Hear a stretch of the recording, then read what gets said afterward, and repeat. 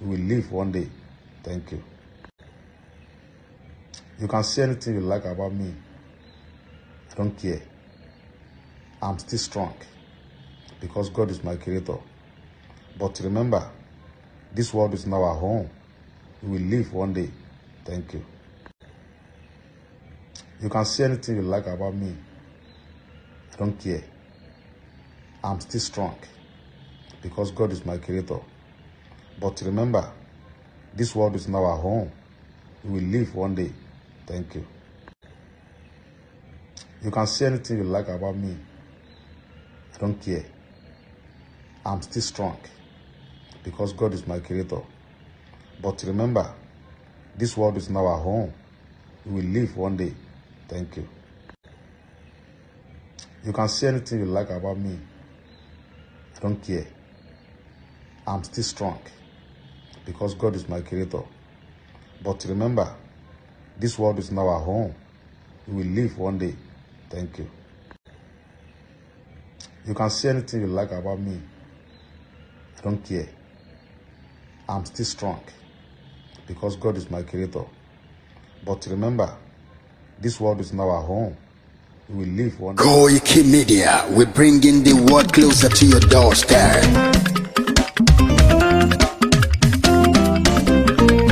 Koiki Media, Koiki Media, Koiki Media, we bringing the world closer to your doorstep. Koiki Media, Koiki Media, Koiki Media, we bringing the world closer to your doorstep. I was a lara gbayida, àwa ló láṣà àti èdè, gbígbédè lárugẹ nílẹ̀ Oòduà o, àwa gangan ni bàbá. Koiki Media, Koiki Media, Koiki Media, we bringing the world closer to your doorstep. They never sabi wetin we carry for her, but they move closer before they go sabi. I said they never know wetin we carry for body, but they move closer before they go sabi. Ọ̀kín lọ lọ́jà ẹyẹ, ìníhùn ló ló lajú. Ẹyẹ tó lórí kodò bí àdán, ọ̀pẹ̀jẹ̀ lẹ́nu.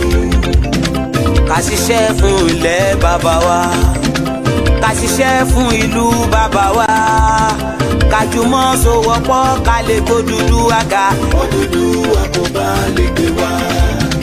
Ọmọ Odùduwà ṣe gírí. Ẹ dìde fún ẹ̀tọ́ adúláwọ̀, ká lè jọ jùmọ̀ gbé délẹ̀ ìlérí. Káwa lè gba ògo ilẹ̀ wa, ká ṣiṣẹ́ ká lè jọ gbàdé, ká lè gbàdé adé adúláwọ̀. Àwa ni ìmọ̀lẹ̀ tí yóò tàn káàkiri. Ọmọ Odùduwà ni wá. Koiki Media, àwa là ń gbé tó lárugẹ. Ètò tó pọ̀jù owó tí wà máa ní. Kásá ẹgbẹ́ polówó ọjà wà kájé bùgbà yín jẹ. Ètò tó pọ̀jù owó tí wà máa ní. À ń gbé tó lárugẹ, à ń gbàsà lárugẹ. Ètò tó pọ̀jù owó tí wà máa ní. News and sports ẹ máa rí gbọ́. Ètò tó pọ̀jù owó tí wà máa ní. Ọmọ Ìjẹ̀bú alárẹ̀mí ló ní kí n máa ké tantan. Koiki Media ọlọ́lá gbajúmọ̀ mi o, máa bá ṣẹ̀rẹ̀ lọ o. Ọmọ Yorùbá nìyẹn, ọmọ Yorùbá tata o. À ń gbádùn rẹ, ọmọ Ìjẹ̀bú alárẹ̀mí, ṣẹ́yìn ló máa fi dìbò tẹ̀ mọ́lẹ̀ o. Ẹ̀yin lọ́mọ onígbò máa ń dé máa dé, ẹ̀yin lọ́mọ onígbò máa wọ̀ o. Igbó máa wọ̀ gbàjòjì ò gbọ́dọ̀ wọ̀, àjòjì tó bá wọ̀ bẹ́ẹ̀ á tẹ̀lé ní ẹbọra. Ẹ̀yin lọ máa náwó kóyìnbó tó dé, ìgbà tó yìnbó dé o, owó náà dẹ́ tún pọ̀ sí o. Koiki Media ṣàwa ní bàbá. Koiki Media àwọn ní bàbá. Koiki Media àwọn ní bàbá. Àdáńtọ́ àtúnpèrègèdè. àwa là ń gbé tò lárugẹ jẹ́ ká jọ gbọ́ o. àtúnjà fẹ́tọ̀ ilẹ̀ wa fẹ́tọ̀ ilẹ̀ Yorùbá. ọmọ Òdùwà ni wá o tọkàntọkàn. ikú tí ó ṣe bí lébi òsì àdìmú bàbá iyọ. We bring you up closer to your doorstep. Afẹ́fẹ́ tó ń fẹ́ o tó ń kan kí oko lára ni. Àpèrègèdè Olódùmarè ló fún wa ṣe. Gbogbo ayé ẹ gbọ́, àwa ni bàbá o. Ẹ máa bọ̀ wá ẹgbẹ́ polówó ọjà yín wá o. Òdúdúwà lágbédá ní òtítọ́ lágbédá ní. A kì í sọ̀dálẹ̀, a kì í sódìkẹta. Àdúró tán, a tún pèrègèdè. Koiki Media, we bring you up closer to your doorstep.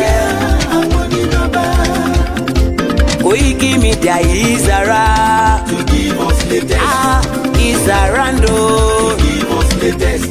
Ladies and gentlemen, ẹ mú kalẹ̀ sílẹ̀, ẹ tẹ́tí ẹ gbọ́ ètò tó pójú gbogbo. ladies and gentlemen, ẹ mú kalẹ̀ sílẹ̀, ẹ tẹ́tí ẹ gbọ́ ètò tó pójú gbogbo. Koiki Media is around. To give us latest. Koiki Media. ọmọ Ìbàràpá lápapọ̀ ẹ̀jẹ̀ àdúpẹ́ lọ́wọ́ àkí ọmọ Yorùbá lápapọ̀ tìlé tó kó ẹ̀mí àbọ̀ ẹ̀bá nǹkan mọ Adéyẹmọ Chief Sunday Adéyẹmọ Ìgbòho orúkọ ńlá tí ń jámọ̀ láyà bí àrá orúkọ tó ń dẹrù bo lórúkọ gan-an. ọmọ Yorùbá ẹ má sùn o torí pé bùrà a kò lè fojú kégbodò láyé títa ríro lẹ̀dá ń kọlà wúrà tó máa dán alànà kọjá dandan o. ọ̀wọ́n irin ní má bẹ̀rẹ̀ wọ̀nà ẹ̀dá kan ò lè ṣì wá lọ́nà mọ́ ẹjẹ́ àfìmọ̀ṣọ kan ká lè débi re ẹjẹ́ àjọ gbárùkù ti Sunday Ìgbòho ṣá ọmọ Ìgbòho mọ̀rẹ́ nílùú Alágbàdo Òde ọmọ atapẹ̀tẹ̀ wọnú omi ọmọ gègèlè wodò sànyà ìsànyà ò rẹ́ràn bàbá yín láàrin ìdí omi kò síná ń kán sí yín lẹ́nu ọmọ òkúta mẹ́ta òkè Ìgbòho ìkan ń ṣe yín ní dábọ̀dàbọ̀ ìkan ní mọ́ rọra ìkan tó kù nígbà tí wọ́n ò mọ̀ Ìgbòho mọ̀rẹ́ kí ló dé Ìgbòho mọ̀rẹ́ sí ọmọ òpópó sanran ìgbàgede Ìgbòho sùn wọn láláìsí bẹ̀rẹ̀ wọn ní kó ní bẹ̀rẹ̀ ó máa kó bẹ̀rẹ̀ lọ ẹ̀sìn òní bímọ méjì ní Ìgbòho mọ̀rẹ́ bẹ́sìn bá bímọ méjì ní Ìgbòho àfikàn pọpọ sí amúkan yòókù bọ sànyà àtúmúyà rẹ̀ tí ò lọ́rọ̀ gbọ́ àfiṣẹrù wálé wàrà mòjé ọmọ onílé ọlà àwọn àjòjì tó ń ṣe ségesège tọ́láwọn ò ní bomi kó sí mu wọ́n láwọn ò ní bomi sànyà wẹ́sẹ̀ ìgbà tójú kò fi rí ńkọ́ gbogbo wọn náà sáré bomi kó sí mu wọ́n sì bomi sànyà wẹ́sẹ̀ ọmọ abẹ́rẹ́ mẹ́ta òde ayé ọ̀kan ṣẹ́ ọ̀kan tẹ̀ ọ̀kan tó kù ní gbogbo ayé tí ń ránṣọ kiri gbogbo ọmọ Yorùbá Sunday Ìgbòho onírèlẹ̀ láéláé torí àbá lásán nìkan ń dá òkúta ò ṣe gbé fún wọn o ìmọ̀ràn lásán ni ti balùwẹ̀ kò pọ́sibú kó dòdò láyé ń bí ó kún díẹ̀ kí tọ́ domi láéláyé ìtọ́ mi lè domi. Sunday Ìgbòho arógun má ti dí tó ń jà fẹ́tọ̀ Yorùbá ní tilé tó kó. Freedom is all we want. Give us Odùduwà nation. Free us, let's go. Iléyá, Iléyá mi ò dúró mọ́ Iléyá mi mò ń lọ. Iléyá, Iléyá wa ò dúró mọ́ Iléyá wa ò lọ. Oríṣà ò lè gbé ní, ó yẹ kó fi ní sílẹ̀ bó ṣe bá mi. Iléyá, Ó ti yá. Iléyá wa ò dúró mọ́ Iléyá wa ò lọ. United Nations ẹ fún wọn lómìnira Odùduwà nation là ń fẹ́. Iléyá, Ó ti yá. Iléyá wa ò dúró mọ́ Iléyá wa ò lọ. Ẹkùn ń gbọ́mọ Adéṣe ya káwọ́ lẹ́rọ̀. Ó bá gbọ́mọ ọba o, ariwo wá sá. Iléyá, Ó, Iléyá wa ò dúró mọ́ Iléyá wa ò lọ. gbogbo ẹ̀yin gómìnà South West pátá, ẹ má wò wá níran o, ẹ bá wa dá sí i. Iléyá, Á, Iléyá wa ò dúró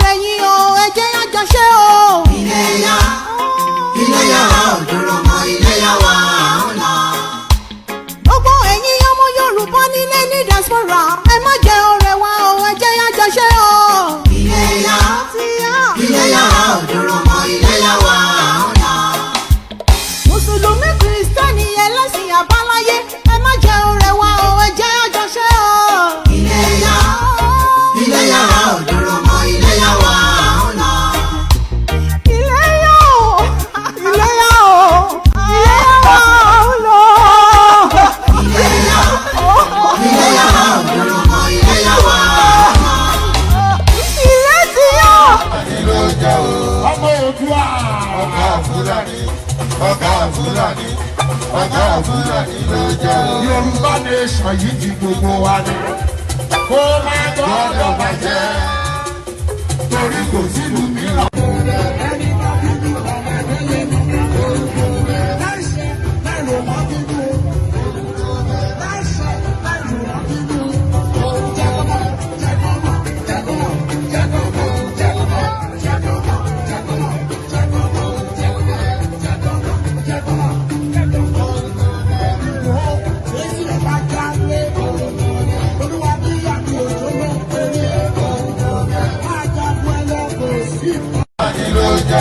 Ọmọ Oòduà. Ọ̀gá Fúlàní, ọ̀gá Fúlàní, ọ̀gá Fúlàní ló jẹ́ o. Yorùbá nation yìí ti gbogbo wa ni. Kó má gbọ́dọ̀ bàjẹ́, torí kò sílùú mìíràn.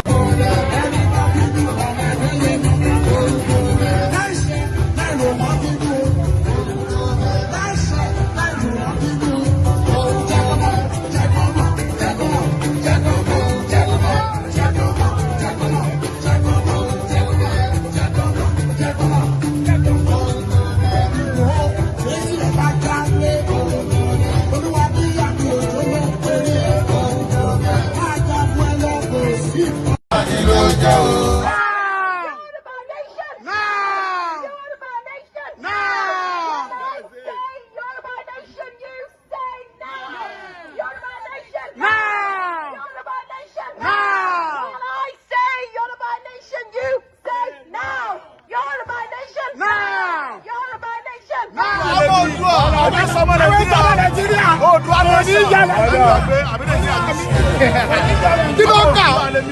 Kí ló wí? Kí ló ọ̀dọ̀? Kí ló kà?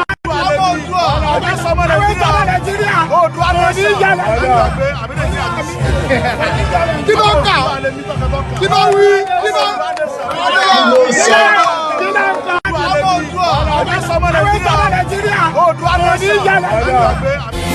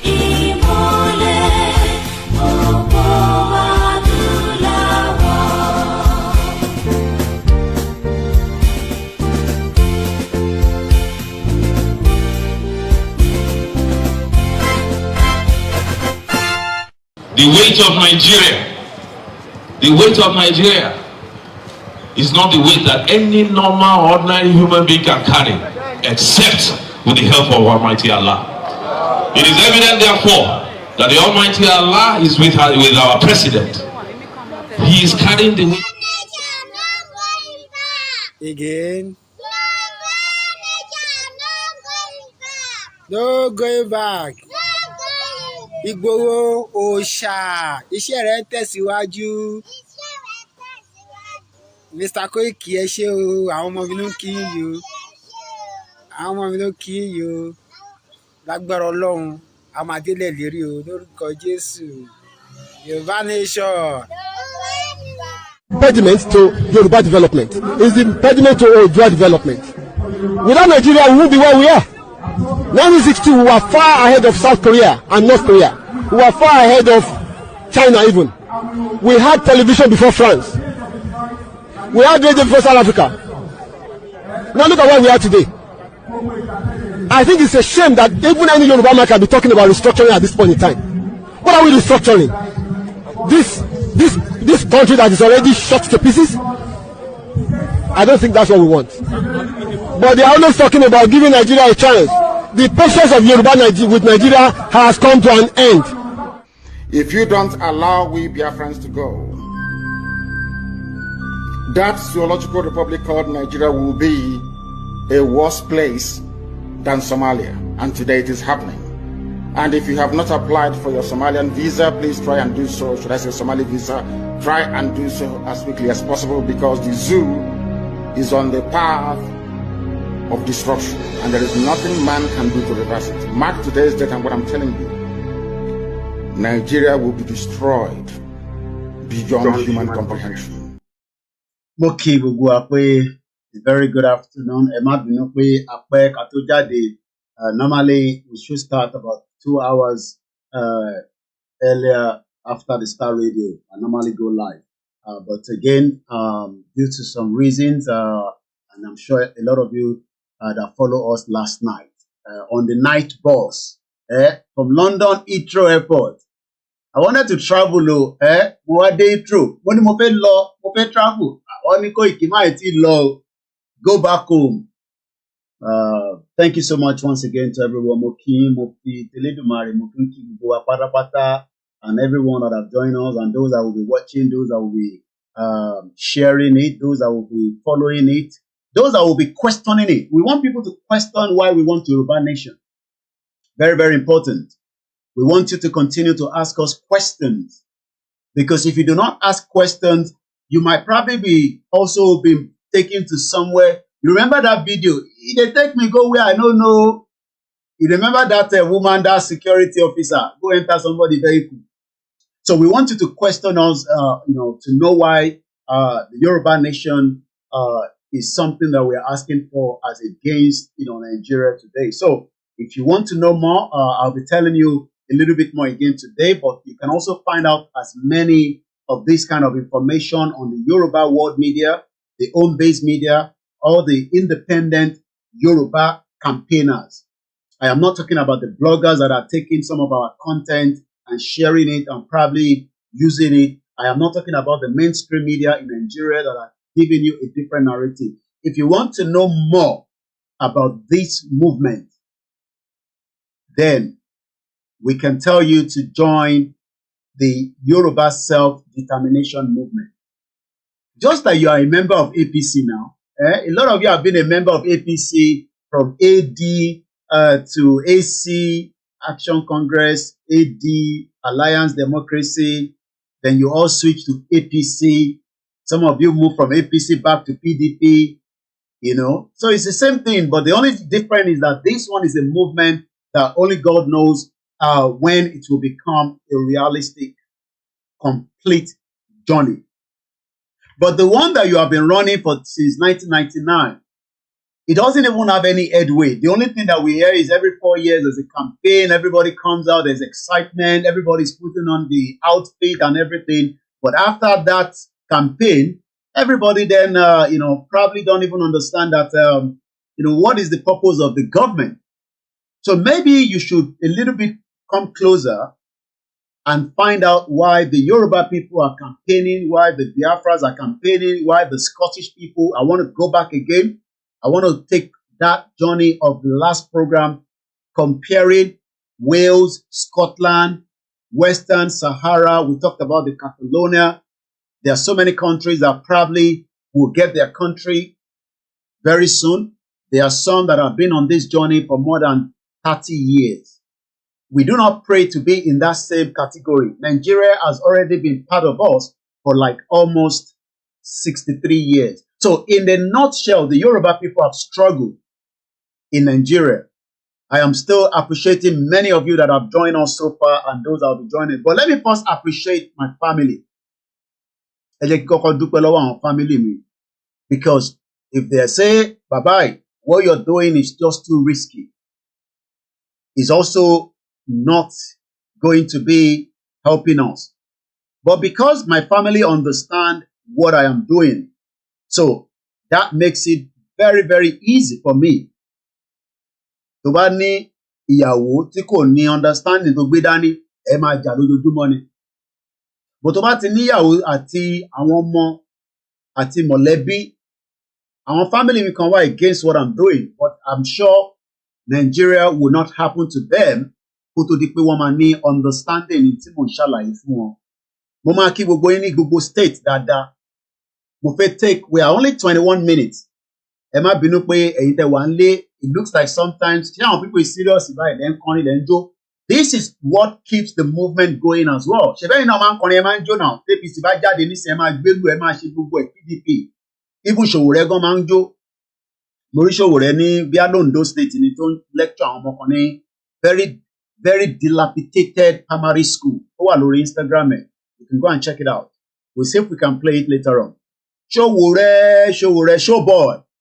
I love you so much. I appreciate you. I know where you are going. I understand your own area of what you want for Nigeria. Revolution. The revolution bá ṣẹlẹ̀, everything will reset. But many Nigerians do not want revolution because they think that revolution is bad. But revolution is what is currently going on in Gabon. Revolution is what is going on in Niger. Revolution that you do not want would happen, but it depends on how soon, how quick. So we appreciate my family, then I appreciate every single one of you from Babakitoye. He's the current leader of the Yoruba self-determination struggle. A lot of you sometimes think that Babakitoye is the leader of the Yoruba, the whole Yoruba people. And probably maybe that is becoming a conflict of interest. Báwo l'Akíntóyè ṣe máa jẹ́ leader gbogbo ilẹ̀ Yorùbá nígbà tá a ṣì ní bàbá Adébánjọ níbẹ̀, a ṣì ní bàbá Fáṣọ̀rántì níbẹ̀, a ní Bísí Àkàndé níbẹ̀, a ní Bọ̀dé George níbẹ̀. Bàbá Akíntóyè ò bá yín dupò. So why are you stressing yourself? Ẹ̀yin bàbá yìí. Bàbá Akíntóyè náà lòun fẹ́ di leader Yorùbá. Ó lóun ni leader Yorùbá self-determination and we accept it like that. Tó o bá dẹ̀ tẹ́ yín lọ́rùn, ẹ lọ sí ojú ẹlẹ́gba ẹ já láti bridge yẹn. Torí pé at least àárí bọ́dì yín, mo fẹ́ kẹ́ lọ sí Third Mainland Bridge. Torí tẹ́ bá ti já sínú omi, a lè má rí bọ́dì yín. Tàbá dẹ̀ máa fi rí bọ́dì yín, á ti wà swelling up. So if you are still of that opinion that we do not want Baba Akíntóyè as the leader of the Yoruba self-determination, I am not talking about the leader of gbogbo ilẹ̀ Yorùbá, because we have a lot of them. Ẹ lè lọ sí Third Mainland Bridge, but mo fẹ́ kẹ́ lọ sí Third Mainland Bridge, so màá prefer pé kẹ́ lọ sí ibi tá a mọ̀ sí ojú ẹlẹ́gba, ẹ wá jábọ́ látòkè yẹn, and whatever happened to you, good luck to you. He will remain our leader. Even those of you, ẹ̀yin kan wà, ẹ̀yin group kan wà, ẹ̀yin ẹgbẹ́ kan wà. Yes, everybody is trying, but we must give kudos to the man that brought everything to the conscious mind. Tí Bàbá Akíntóyè náà bá sọ̀rọ̀, tó bá dákẹ́ bí Bísí Àkàndé, tó bá dákẹ́ bí Bọ̀dé George, tó bá dákẹ́ bí àwọn àgbàlagbà wèrè, àwọn àgbàlagbà tó yẹ kó ti kú sódà mú kẹ́ ti kú dànù ká mọ̀ pé ti kú ẹ ti wà out of the Yoruba land. Ṣé àwa náà máa pariwo Yorùbá nation? Àkọ́mà ní Nàìjíríà ọ̀dà náà ni. Àwọn kan dẹ̀ support Tinubu, àwọn kan support Àtíkù, àwọn kan support Peter Obi. So Bàbá Akíntóyè ló fún wa ní conscious mind tí gbogbo wa fi ń jókòó tá a fi ń pariwo Yorùbá nation. And I know that because anyone cannot come out and tell me Yorùbá nation lẹ́ ń pariwo tẹ́lẹ̀, ẹ gbọ́dọ̀ fún wa ní evidence, èmi ò pariwo Yorùbá nation tẹ́lẹ̀. I was part of the Nigerian community and I was complaining that the country is not working. So if you are out there and saying, ẹ̀rọ kò rí bẹ́ẹ̀, ẹ fún wa ní evidence. Ẹ fún wa ní evidence kó tó di pé Bàbá Akíntóyè jáde ní 2019. Even Comrade Victor Taiwo tó ń pariwo pé òun ṣe Yorùbá nation. Níbo ló gbede? Ọ̀nà bo ló gbà? Ó wà stand still ni, wọ́n tẹ̀ fún ní respect gan ní Nàìjíríà ọpẹ́lọpẹ́ pé àwọn diaspora media ló pètè ìjà gbariwo ẹ̀ síta làwọn èèyàn wọn ká bọ̀bọ̀ kan jẹ́ máa kan jẹ́ Comrade Victor Taiwo. A dúpẹ́ lọ́wọ́ àwọn ẹ̀gbọ́n mi George Akínọlá, àwọn yẹn dúró tán. Fídíò tá a máa ń play yẹn was around 2017 if I'm right, ní Adámásigba nílùú Ìbàdàn. Wọ́n ní we should come out of this nonsense country. But àwọn olè politicians, ẹ̀rí tó fẹ́ yọ ọ̀pẹ impeach deputy l'Ondo state, they are all born bastards, they are all the same thing. It doesn't matter whether they are from Ondo state, whether they are from Ìkẹrẹ, whether they are from Ìjẹ̀bú-Òde, olè ní gbogbo wọn àti Dàpọ̀ Abíọ́dún àti Sanwó-Olú, they are all born bastards. Ẹ fi ìpamọ́ máa pọ́n wọn lé ni. Màá dúpẹ́ fún Bàbá Akíntóyè anyway. So mo ń dúpẹ́ fún Bàbá Akíntóyè, bàbá dáadáa, bàbá tó ní kárí go mo kí bàbá wa prophet ológun olúwa ẹ kú iṣẹ́. Mo dẹ̀ kí prophet John Ògúndélé, mo kí gbogbo ẹ̀yin wòlíì àgbàlagbà, mo kí yín títí dé gbogbo Celestial KICC, mo kí yín Redeem, mo kí yín a ní mẹ́mbà tó ń ṣe Yorùbá Nation, but àwọn pásítọ̀ yín ni wọ́n jẹ́ kẹ́ gbóhùn sókè. I only pray that it will not be too late for every single one of us. Ṣèbí nígbà tí Redeem dákẹ́ títí nítorí pé Yẹmí Ọ̀sínbàjò wà níbẹ̀, short man devil, kí ló padà ṣẹlẹ̀ nísìn? Because ẹni torí pé ó jẹ́ mẹ́mbà Redeem jẹ́ ká gbóhùn sókè ká kọlù dáadáa. You all kept quiet. What is the end result of Yẹmí Ọ̀sínbàjò as a vice president, as a former vice president? Ṣèbó tún pé jẹ Tinubu lẹ́sẹ̀ ni? Ṣé Christianity náà ní pé kíyàn jẹyàn lẹ́sẹ̀? Because Tinubu ló mú débẹ̀, kí ló fẹ́ contest fún against Tinubu? Ó wá jókòó síbi tó ti mú ṣọ́ọ̀tì ṣe primaries, ó wò kùbùkùbùkùbù. One bastard. Mo kí Azeez ní gbogbo Miami, mo kí Azeez ní Houston, mo ṣì ń kí àwọn tó wà nílé. Nígbà tí mo bá ti kí bàbá Akíntóyè, máa kí bàbá wa Chief Banji Ayílóge, bàbá àgbàlagbà. Àwọn bàbá yẹn ti ṣe politics rí, wọ́n ti mọ̀ pé politics ẹ̀ bàtà màlà àti gbẹ̀gìrì ẹ̀ tẹ̀ rí gbẹ̀gìrì jẹ mọ́, kò sí gbẹ̀gìrì nínú ẹ̀. Politics do me I will do you. Rí bọ́ ṣe ń jà l'Edo State, ṣèbí ìjà yẹn náà lọ ti ń jà l'Ondo State ní àwọn olùṣà àwọn wèrè. Ṣé àwọn tó fẹ́ ṣe ìlú fún yín nìyẹn? Wọ́n fẹ́ impeach deputy, gbàdá impeach ẹ̀ náà nǹkan olè náà ní 419. Ìbóhùn náà ń gbàdúrà pé kákérédolú kó kú dànù, tó bá ti kú kóun lè jẹ gọ́vnà. Ọlọ́run dẹ̀ ṣe Akérédolú, àwa ní òun ní kú, wàá sì dé àlàáfíà, bọ̀ a máa bá yín sọ̀rọ̀ pé gbogbo yín gbọ́dọ̀ sọ̀rọ̀ sókè.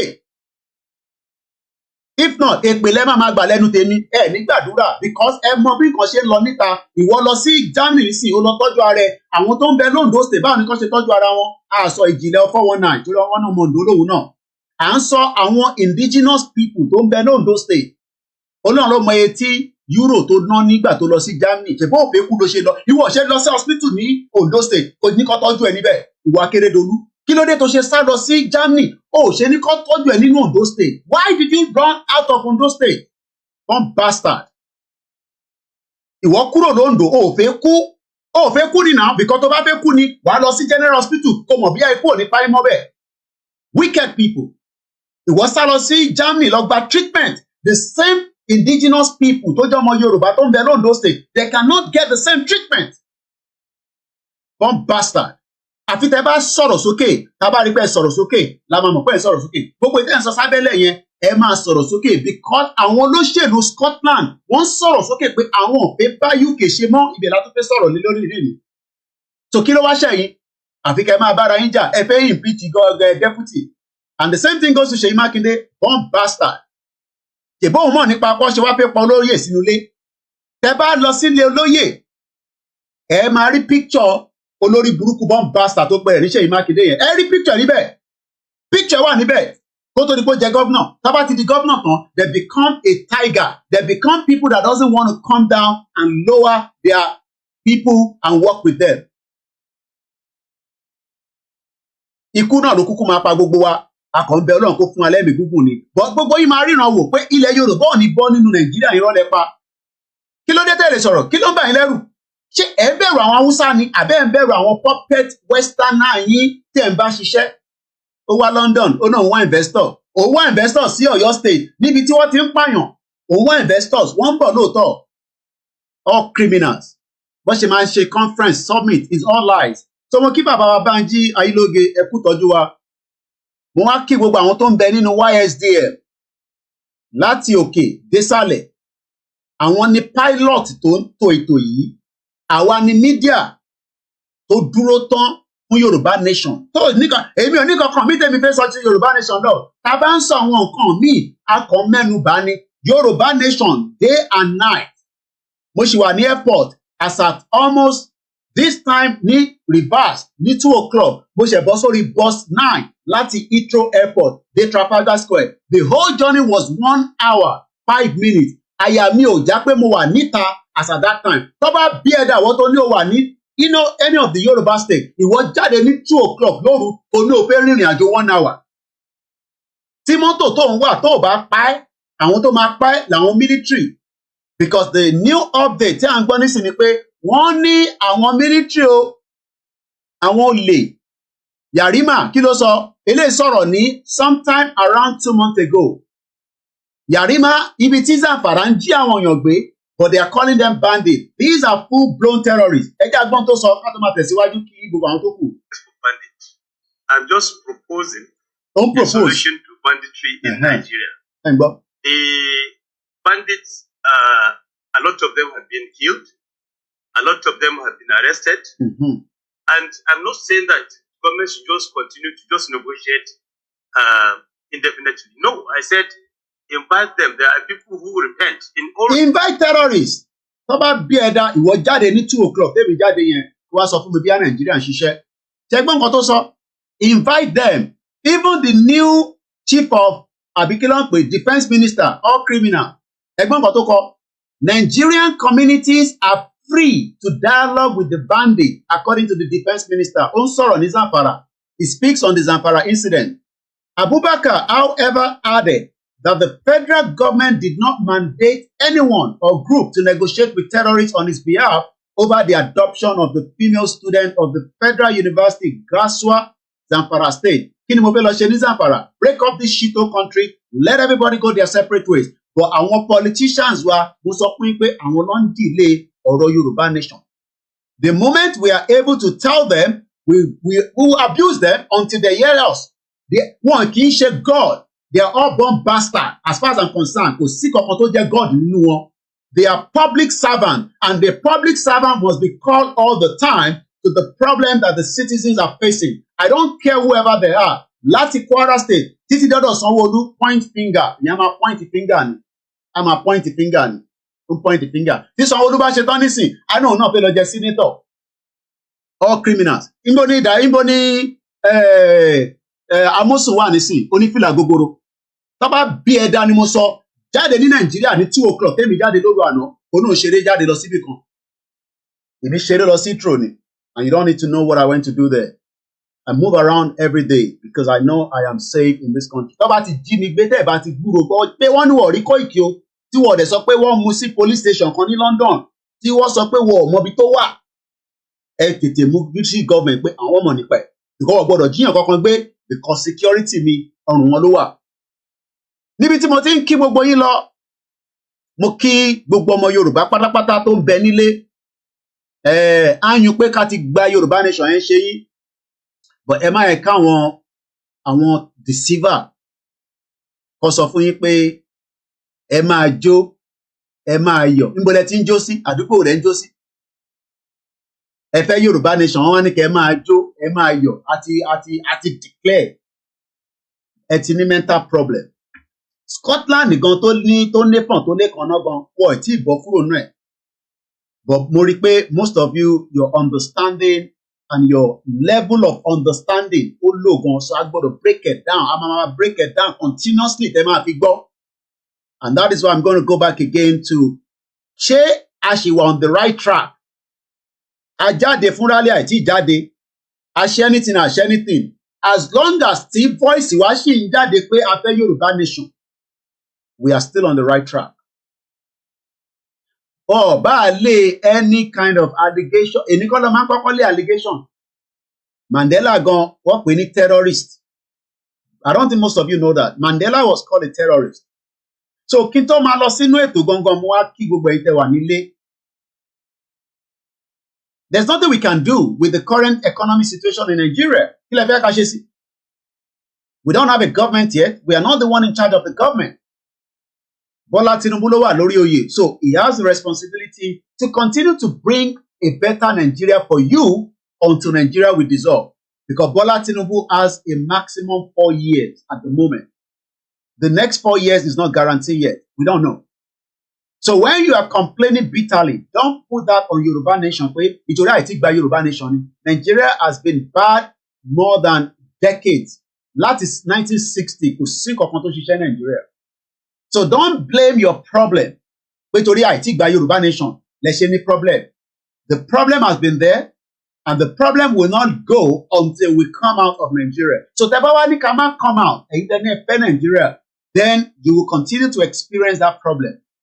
ẹ máa tọ́ra yín FFK ní kẹ́ máa lọ gbọ́ sí lẹ́nu owó tó ti jí nígbà tó jẹ́ Minister of Aviation Rotimi Amechi ní kó wá declare owó yẹn kò tí declare títí dèní. Ẹ máa lọ farawé àwọn Yaya Bello, ẹ lọ máa farawé Dino Malaye, ẹ lọ máa farawé àwọn tí wọ́n ń ṣe drugs, wọ́n fi ń make owó wọn, wọ́n wá ti invest owó yẹn sínú different sector. There are so many crimes tó ń lọ nínú Nigeria. Most of àwọn tẹ́ ń rí ní celebrity, most of them are criminals. Kò sẹ́ni kankan tó lè sọ fún wa pé báyìí lòun ṣe make owó o. So at the end of the day, like somebody said there, Nigeria is an abattoir slaughterhouse. And nothing is going to change anytime soon. But it is a responsibility of the government. Don't put your problem on us. How about supporting you? What supporting you need? Normally, we shouldn't be coming on the social media and be saying, I'm sick, ẹ fún mi lówó, ebi ń pa mí, ẹ ṣàánú mi, ọmọ mi fẹ́ lọ sí hospital. That is the reason why you have a government. But nítorí pé ẹ tí ready láti challenge the government yẹn, ẹni wọ́n máa pa yín, ìgbà wo lẹ kú náà tẹ́lẹ̀. Èèyàn tó yọ intestine ẹ̀, ṣé kò padà kú? Ó máa padà kú now. So, but if everybody continue to ask questions, ní kẹ́ gbé ìbọn jáde, because ẹ ní ìbọn tẹ́ fẹ́ fi bá government jà. Ní kẹ́ no condo, ní kẹ́ destroy property. But we will come out as people and we will say enough is enough. Ṣebí mo ráwọn ọmọ Ghana tó jáde, Délé Momodu, Ovation CEO, òun gan gbé sórí page ẹ̀. Ó ní that is why I love Ghanaians. Ó sọ fún yín pé ẹ̀yin Nigerians orí yín ò pé ẹ̀ ń wá diaspora. Ẹ̀ ń wá diaspora kó padà wá sí Nàìjíríà kó wá bá yín ṣe wàhálà. Wọ́n ń bọ̀. Irú èmi sọ fún yín pé tèmi bá rí yín, mo sọ ní last year, I think I said it last year, that I will be with you if I can see the numbers on the road. I think I told you, mo rántí number tí mo fi sí nígbà yẹn, bíi 500,000, bíi 300. If I see that number, that we are ready, I see you on the road, I will personally be on the ground and I will be free with you. Ìbọn tó bá fẹ́ yìn kàn yìí fún gbogbo wa níbẹ̀.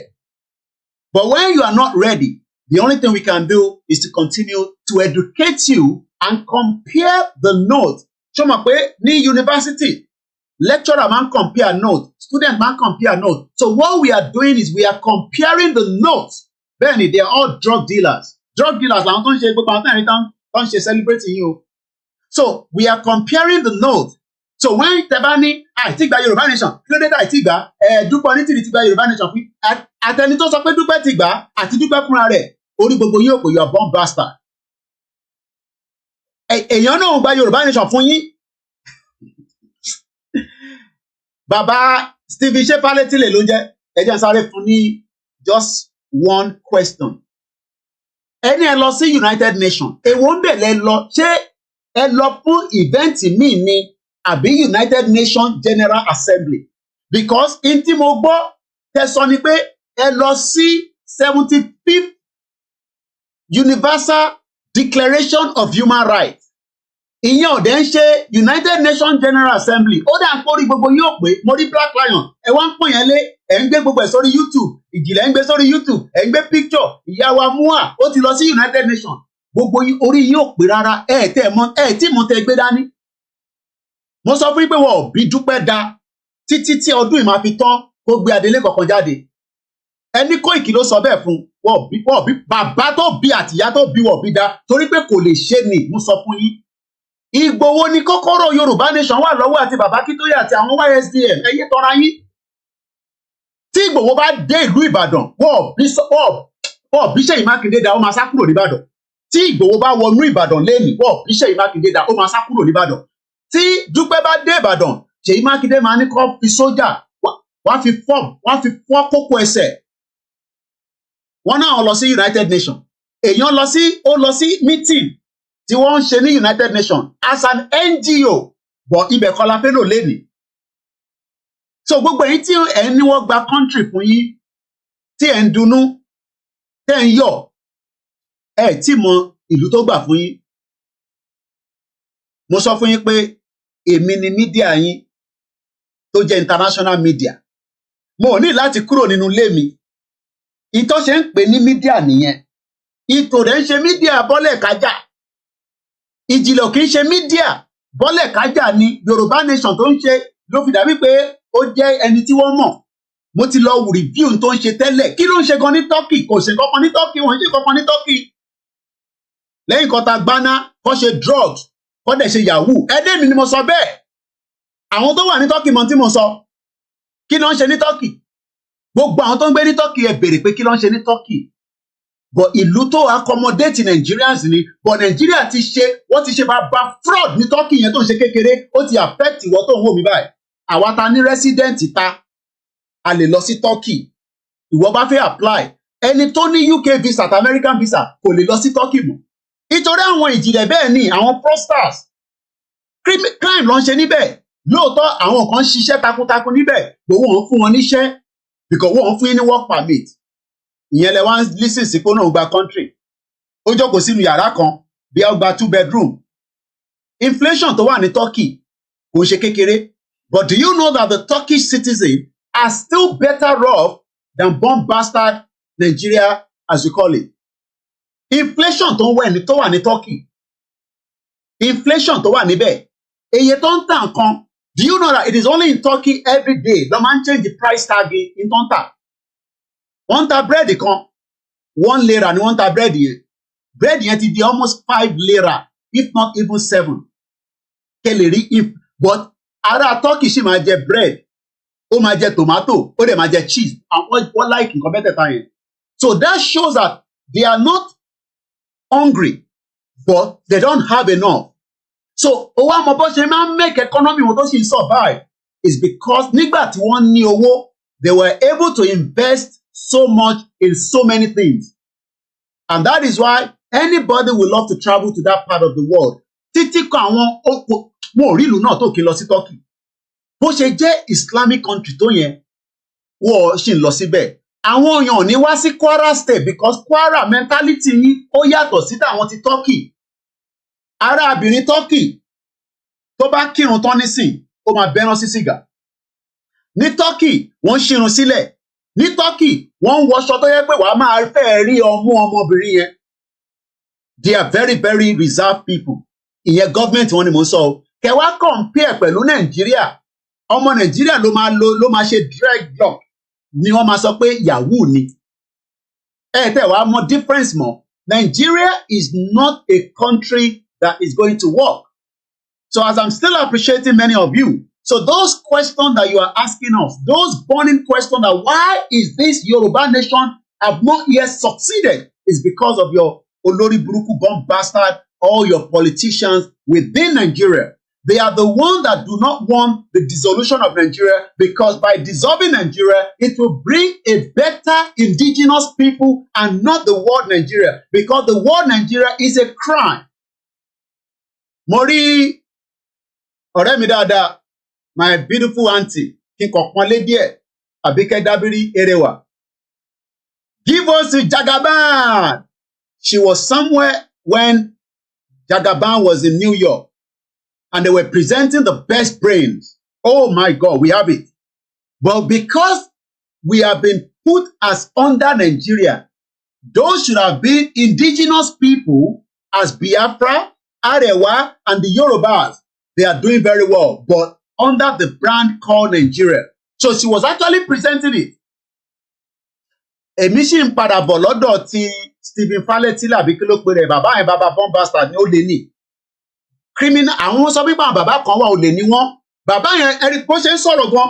Ṣẹ́rí báyìí náà ṣe ń sọ̀rọ̀. You can tell whether we are telling lies. This what they call body language. Ẹ lọ wo body language ìjìnlẹ̀ ọmọ àlè. Ẹ lọ wo body language ìjìnlẹ̀ every day tó bá ń ṣe program. Mo ṣì èyí tó ṣe ní lánàá àti jẹta nígbà tí mo wọlé ní 4 o'clock lóru. Mo sì lọ gbọ́ ìjìnlẹ̀ díẹ̀. Mo kàn gbọ́ tán ni mo máa move forward. Màá kà díẹ̀ màá kà. Mo sì gbọ́ Wálé Àlè. Ìyẹn wà ní London. Mátẹ̀ máa ń dà pé ṣé Wálé Àlè wà ní London ṣá? Èmi ń dárúkọ ẹ̀ náà dárúkọ mi jẹ̀bájọ́ wà ní London ni. Bomb bastard. Ṣé ìyẹn wà ní London? Òun ni wọ́n gba country. Ṣé nígbà tí wọ́n fẹ́ lọ ṣiṣẹ́, ó mú document lọ síbẹ̀? Bí yóò tẹ̀ níwèé gan àtẹ̀ mọ̀. Because gbogbo yín la mọ̀ pé ẹ máa ń lo document oní document fi ṣiṣẹ́. Kò tí wọ́n bá níwèé ni nígbà tó bá kọ́ bí ẹ sí bíbà. Tó bá dẹ̀ bí ẹ sí bíbà, immigration ni ìyẹn ò ṣe problem. But nígbà tó fẹ́ lọ bẹ̀rẹ̀ iṣẹ́ tó bá kó òṣìṣẹ́, bó ṣe sọ fún wa pé òṣìṣẹ́ ní UK. ṣé o present document kó tó lọ ṣiṣẹ́ Wálé Àlí ìwọ ni mò ń bá sọ̀rọ̀ ìwọ ni mò ń bá sọ̀rọ̀ Wálé Àlí ní London tó wá ń sọ fáwọn ọmọ Yorùbá pé wọ́n ti declare Yorùbá nation wọ́n dẹ̀ ti declare náà nìyẹn òmìnira ti declare Yorùbá orí ọ̀pẹ rárá wọ́n bastard èmi mo sọ̀rọ̀ Kóìkì ló ń sọ̀rọ̀ Kóìkì ni mò ń jẹ́ ni mò ń sọ̀rọ̀ gbogbo yín ẹ̀ tó kankan èmi ò ní kankan ní ọwọ́ but mo ní ẹnu láti fi bá anybody jà tó bá yẹ pé ẹ allow mi pẹ̀lú ẹnu mi yẹn ní 3 years ago Yorùbá nation àti débi tó ń lọ but a gbọ́dọ̀ respect àwọn àgbàlagbà torí pé a gbọ́dọ̀ fún ọ̀wọ̀ fún àgbàlagbà bàbá kí tó yóò gbọ́dọ̀ jáde tó gbọ́dọ̀ máa sọ nǹkan tèmi sọ so we are still saying thank you so much ẹ̀yin tẹ́ wà ní gbogbo ilẹ̀ Yorùbá ẹ má ẹ kọ́ disturb mind yín. The first thing is Nigeria is still existing because of factors that has nothing to do with Yoruba nation. Yoruba nation kọ́ ló ní kí Nigeria ṣì exist o. Ẹ jẹ́ kí n gbọ́ yín dáadáa. Wọ́n máa celebrate independence ní on the 1st níjọ́ Sunday. Kò ń ṣe àwa là ń delay pé kí Nigeria má pè. Nigerians ló ń delay kí Nigeria má pè. Tí ìwọ náà bá wà lára wọn, then good luck to you. Kò ń ṣe àwọn Yorùbá because we have already raised the voice. And it is entirely of the Yoruba people to question it and ask us. Kò ń ṣe pé kọ́ máa ní tani leader àwọn olórí burúkú àwọn bàbá tó ní kúsà tíkítàṣán wà tí mo ṣe program lé wọn lórí. Tó bá bí ìkànnì ìdákẹ́ response sí mi, màá tún jáde padà máa fún yín jẹ pátápátá. Ẹ ní ṣoríire. Ọmọ Ìjẹ̀bú Òde ni mi bámbàm mo dúró tán kò kíyà jagun. Àfi tó bá jẹ́ pé the wrong step ni mò ń gbé ní gbogbo ìṣàlẹ̀ ilẹ̀ Yorùbá ni wọ́n máa padà lẹ́yìn mi. Ẹ ní ṣoríire bomb bastard. Kálẹ̀ yìí.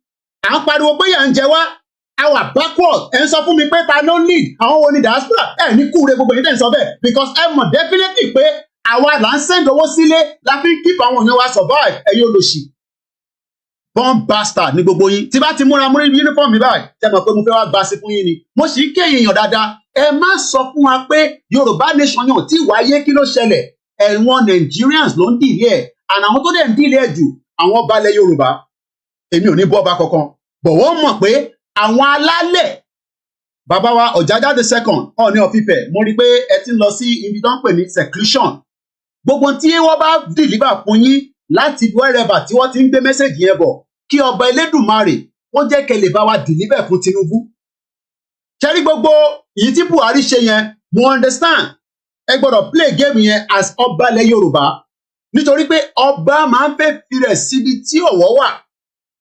But now tí Tinubu ti wà níbẹ̀ gbogbo message tó bá fún yín ní ìgbàlẹ̀ tẹ́ ń lọ yẹn ọba Elédùmarè á jẹ́ kẹ́ lè bá wa deliver message yẹn fún Tinubu. Tí Tinubu bá ṣe tán tí Nàìjíríà bá ṣì yẹ exist ọ̀nà àfún gbogbo alẹ́mì gúngùn àtàwa àtẹ̀yìn tí Tinubu bá ṣèjọba yìí tán tí Nàìjíríà ṣì ń hold tí àìtí rí solution pé à ń lọ oh my God. Ilẹ̀ Yorùbá yẹn àwọn alálẹ̀ àbá yín jà gidi wá dì pẹ̀lú gbogbo yín pátápátá nítorí pé ẹ mọ̀ dájú pé intansọ̀rọ̀ ẹ̀yìn kò ń ṣe ojú lásán there are so many energy that is changing around the world ilẹ̀ Yorùbá gbọ́dọ̀ dìde ilẹ̀ Yorùbá is one of it Biafra is one of it Arewa is one of it so why must we be pulled back we cannot wait for the West àwọn òyìnbó ò fẹ́ jẹ́ kẹ́ lọ. They are holding us back. Spiritual realm, we have gone, but the physical right of the thing, no sin delay. So, ẹ̀yin tẹ́ wà nílé, stop coming and saying, Yorùbá nation tó ń ṣe yẹn kò yé wa, kò dẹ̀ ní yé náà ni. Kí lẹ bí pé kò yé yìí? Is Nigeria working for you? Ṣé Nàìjíríà ṣiṣẹ́ fún bàbá tó bí ẹ? Ṣé Nàìjíríà ṣiṣẹ́ fún ìyá tó bí ẹ? Ṣé Nàìjíríà máa ṣiṣẹ́ fún àwọn the next generation? Everybody knows it's not going to work. So why then are we trying to save something that is not going to work? We are not saying we have to fight each other. This can be dissolved. There are so many ways a country can dissolve without any weapon. But then whatever is going to happen in the long run is going to happen. But one thing we've got to understand is our campaigner Yoruba nation, our our problem ito lo ni Nigeria nisi. Ito ba lo ni Nigeria. Good luck to it. There's nothing we can do. Whatever is going to happen in Nigeria, good luck to it. In Lagos State, you must continue to ask questions to your representative, from the speaker to the deputy speaker, to the governor, to the deputy governor. It is their responsibility to keep you going as long as Nigeria is still existing. Not our responsibility. We are not the one running the affairs of Yoruba territory at the moment. And that means that from Lagos State to Ogun State, Oyo State, Osun, Ekiti, all the way to Ondo, Kwara and Kogi State, you must be taken care of. But they are not going to do that because Nigeria is sucking the territory. And the money from that territory is not coming back. Chemoye, how many years no one of Eponi Ilaje ní Ondo State? We have the resources, but we do not have the technology to turn it around. Mo ń sọ̀rọ̀ nípa Abike Dabiri. Ó wá ń sọ̀rọ̀, ó ní the diaspora are doing very well. Ó bẹ̀rẹ̀ sí dárúkọ different, I'm sure some of you have seen the video. She started talking about different Nigerians that are doing very well in America. And we have a lot of them. But the question is, do you think that they will relocate or they will go back to Nigeria? Because if they go back and invest in Nigeria, let's give it for argument's sake. Moki and Yonkan. Molobe, Moki Babawa, Sam Oyebayo, Moki Bugbo Ilano. They are walking around the clock. Everybody is playing a different role. The reason that I change that, this is our profession. This is what we do. Some Yoruba people that are working behind the scene. There's no way you can see them. Nigeria do not have what it takes to transform itself.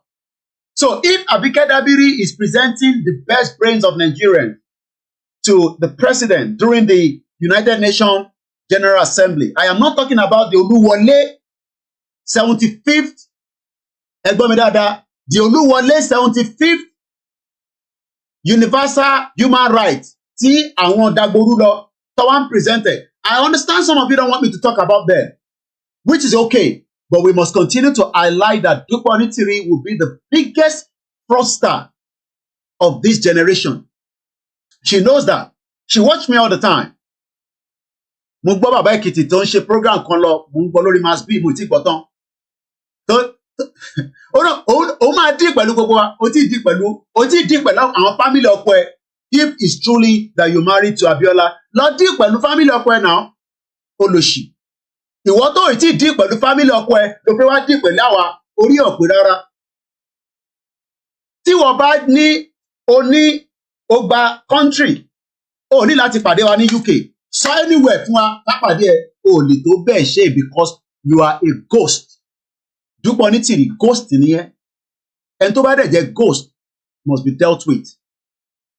Tiẹ̀ díẹ̀ ló kù. Calm down ní September ti tán nísìn, a máa mú October, bó ṣe máa lọ títí nìyẹn. Tó bá máa fi di December, ẹlòmíì nù yín tẹ̀ ń tẹ̀lé wọn, ẹ máa kú sínú ilé heart attack ló máa pa yín because expectation tẹ̀ ń wá yẹn ẹ̀ ní rí. Ẹ jẹ́ ká lọ sọ́dọ̀ Dábírí Arẹwà. Àwọn ará Kòròdú ọ̀gá, mo kí gbogbo yín níbẹ̀. Ọlọ́run bá wa foríjì Mohbad. Kọ́lọ́n fọ́run kẹ́, kó dúró ti family ẹ̀. Now, let's come back to Abike Dabiri Arewa. Abike told Bola Tinubu that the best brain of Nigerians are waiting for him so that they can come back home. I'm sure they told Jonathan the same thing. I'm sure the same Abike Dabiri told Buhari the same thing because she's the diaspora commission or whatever appointment often. So she's still running the same appointment. She's very good in what she does. And not Abike Dabiri mo. Ṣé mọ̀ pé NTA News ó ti wà tipẹ́. So she's not new to the system. The same thing tó sọ fún Buhari for 8 years. President Buhari, these are the best Nigerians and they are ready to work with you. Irọ́, for where? Work with who? Àwọn yẹn ti agbọ́n. They will go there because how can you work with a government that is not honest? There's no way. You want to work with a government that is not honest, that is not open, that is phantom in corruption? Abike Dabiri knows what I'm talking about.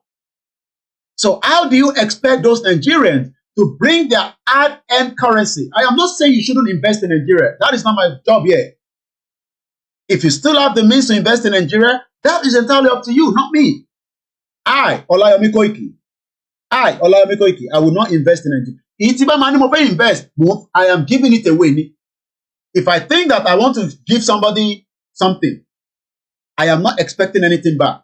Because how are they going to survive with the current climate going on in Nigeria today? How are they going to do it?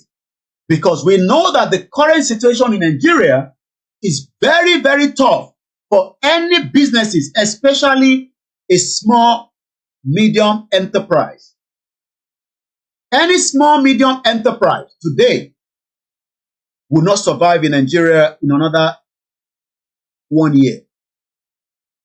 And think about any sector.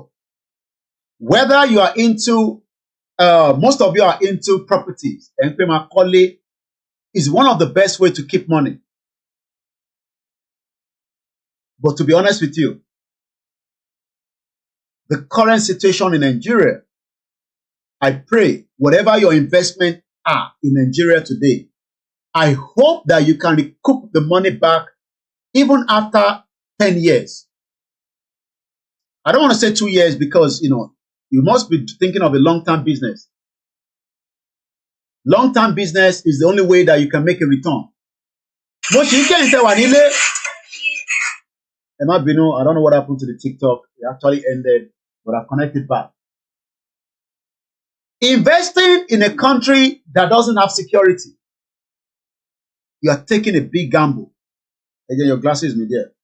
If I follow comment, you are taking a very, very big gamble. But we have just almost an hour. As soon as it's 1 hour, then we're going to start doing our note comparison. What are we doing right now that you think is wrong?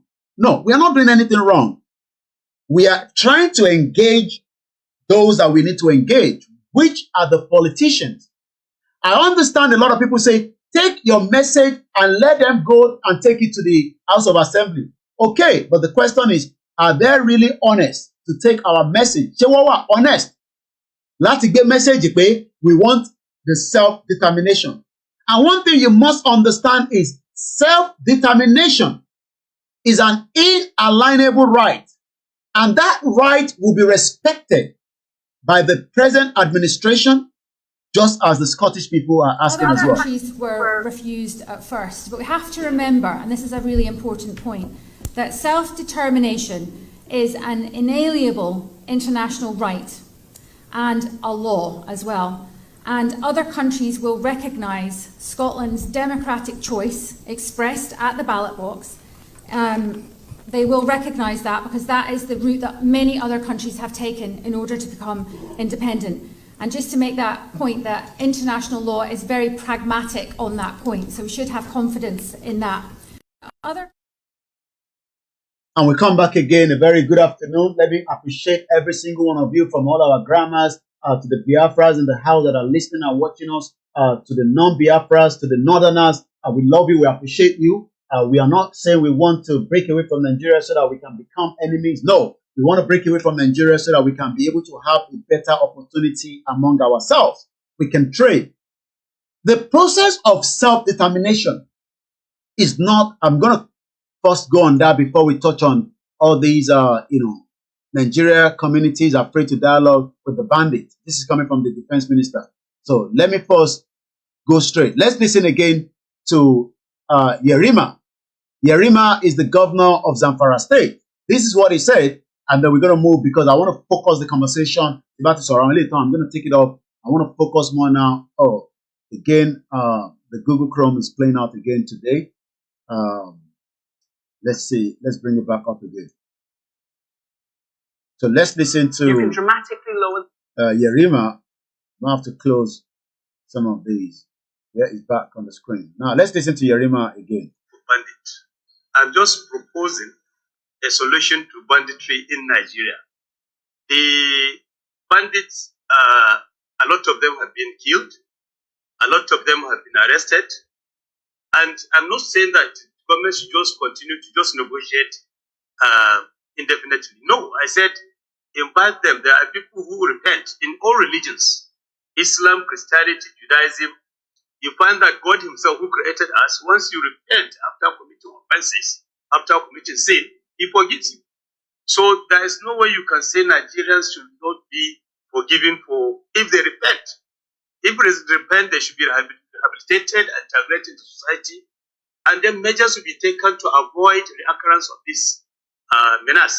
But if they don't, like I said, the government has enough power, enough resources. The military security have enough capacity. Nigerian security, I have confidence in them that they have capacity with the political will and support of government to handle this matter. Well, you've had him there. We don't have to waste too much energy and time on that. It's the same rhetorics again. This was another one in 2022. Dialogue with the bandit to allow each free voting in Zamfara. So that same Zamfara, something seems to be there that they are trying to protect. They want enough gold in it. I don't know. I'm going to do the comparison. Let me first appreciate as many of you, Timothy Reed. If I'm going to call the name, that means I've probably picked up on your comment. All our regulars as usual. Most importantly, my mom. Thank you so much, those of you on the TikTok. I am not here to condemn or bring any of you down as Nigerians. I am here to educate and enlighten you on the reason why we must continue to ask for a better Nigeria. For those of you that want a better Nigeria, which we know that you're not going to get, but for those of us that want self-determination, we want you to understand it as well. So thank you so much. Mukiba, Prophet John Ogundele, you say good afternoon, sir. Mr. Oladele Owolabi, two names I always love to appreciate. Iwa Pelwewa, you know, a very beautiful sister, Sister Temi Ati Yeyoge. Babawa John Ogundele say Yoruba independent very, very soon by God's grace. I don't want people to come and call on this program and say, even if Jesus come, even if Anobi come, I've told us not to be using those narratives. If you don't believe in Jesus, there's no problem. But please, I can knock it down. Whether we like it or not, it is not about just religion. There are so many factors that is holding Nigeria together. Religion is one of them. There's no doubt about it. But I don't want us to always come on this my platform and say, Jesus Obawa, Nigeria, use somebody else. But I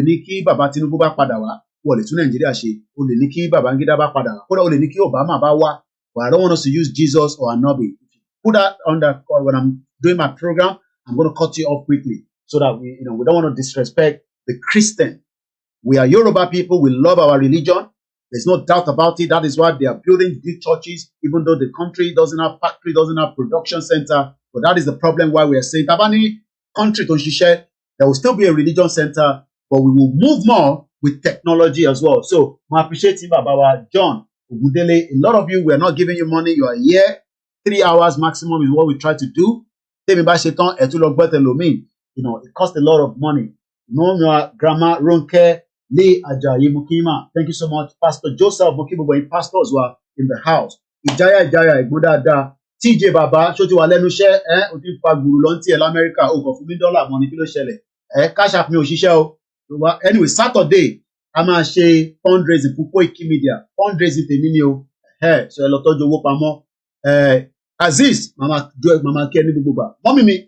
Beauty Amokwe, Chalafia Lewama, Moki Bobainti, Muslim Association of Nigeria, Moki Bobayala Salatu, Kakini Bubu, UK, Nibu Agbaye, Ewal America, Mokinyi, Bobainta Nigerian community, Akinyi, Momo Papa yin, Enik Tinubu Mache, okay, Otiwa Nibe, Oda Nikema Pada Bonle, and I'm not sure whether some of you wants to go back home. I will advise you not to be a funny time there, to think of going back.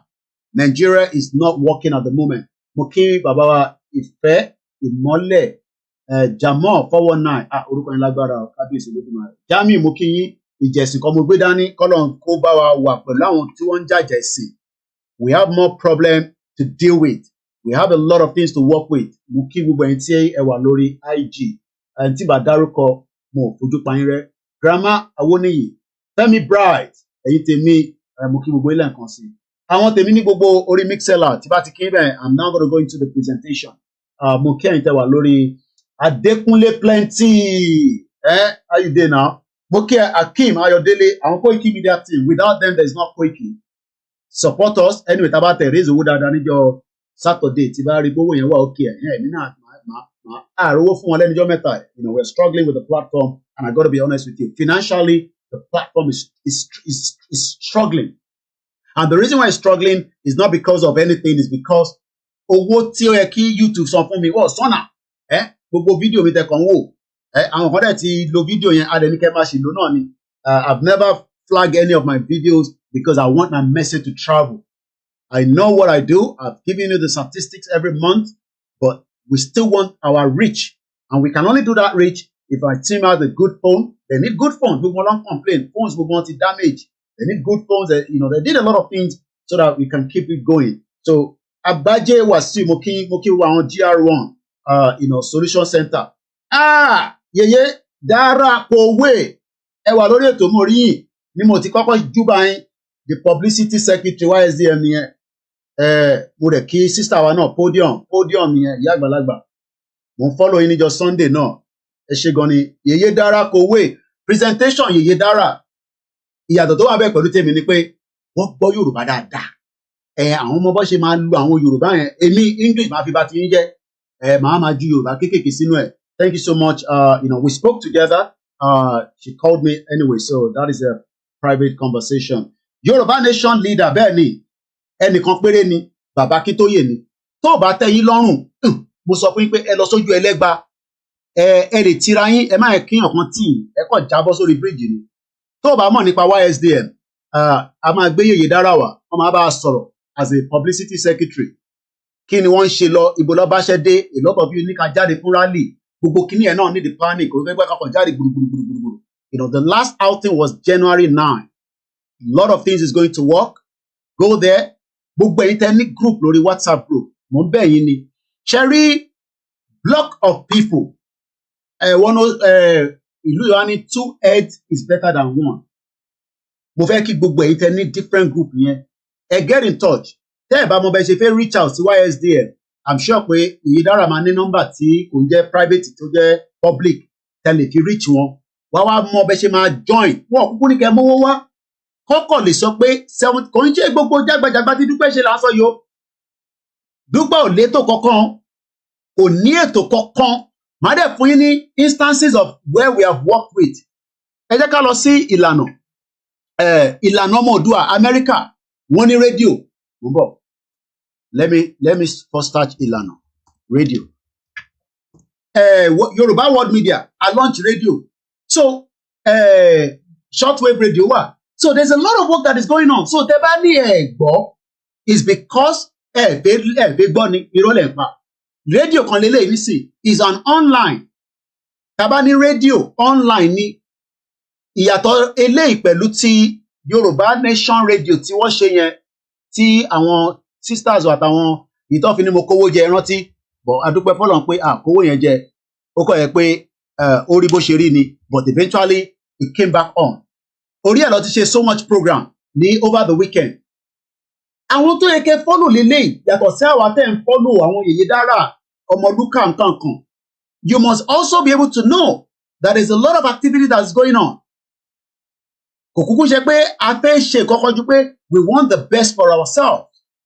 And that's continue here. So, website yẹn lélẹ̀. No, ilé òtẹ́tí jáde. So, the Yoruba shortwave radio yẹn. Mo mọ̀ tó ṣe, I'm not really finding my YouTube, my Google Chrome working as much. Òun lélẹ̀.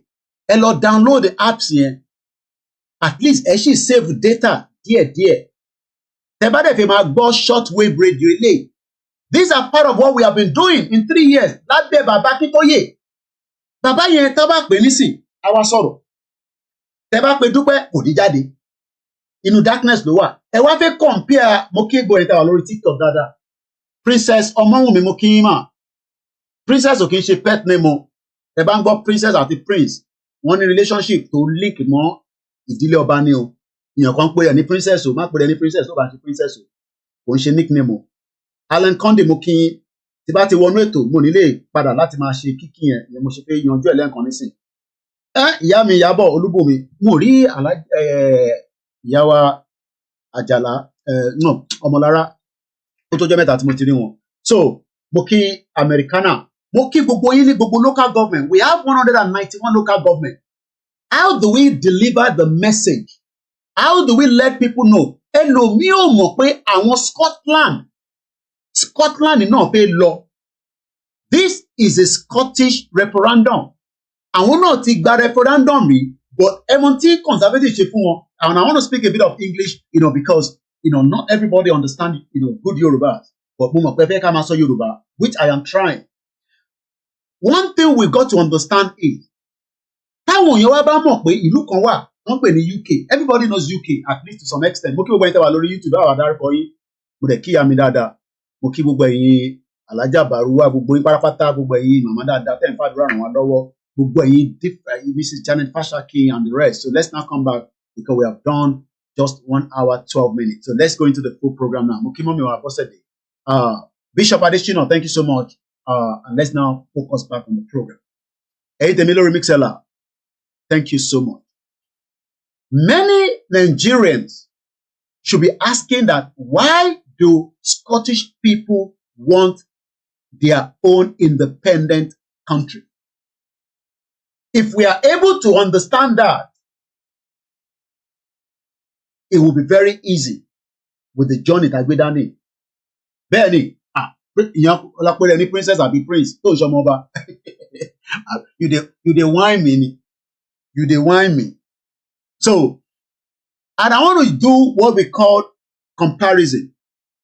At the moment, Nigeria do not have the 1999 constitution that have a referendum on it. 1999 constitution. It does not have it. The 1999 constitution created what we are calling the Fourth Nigerian Republic, a federation with democratic rule.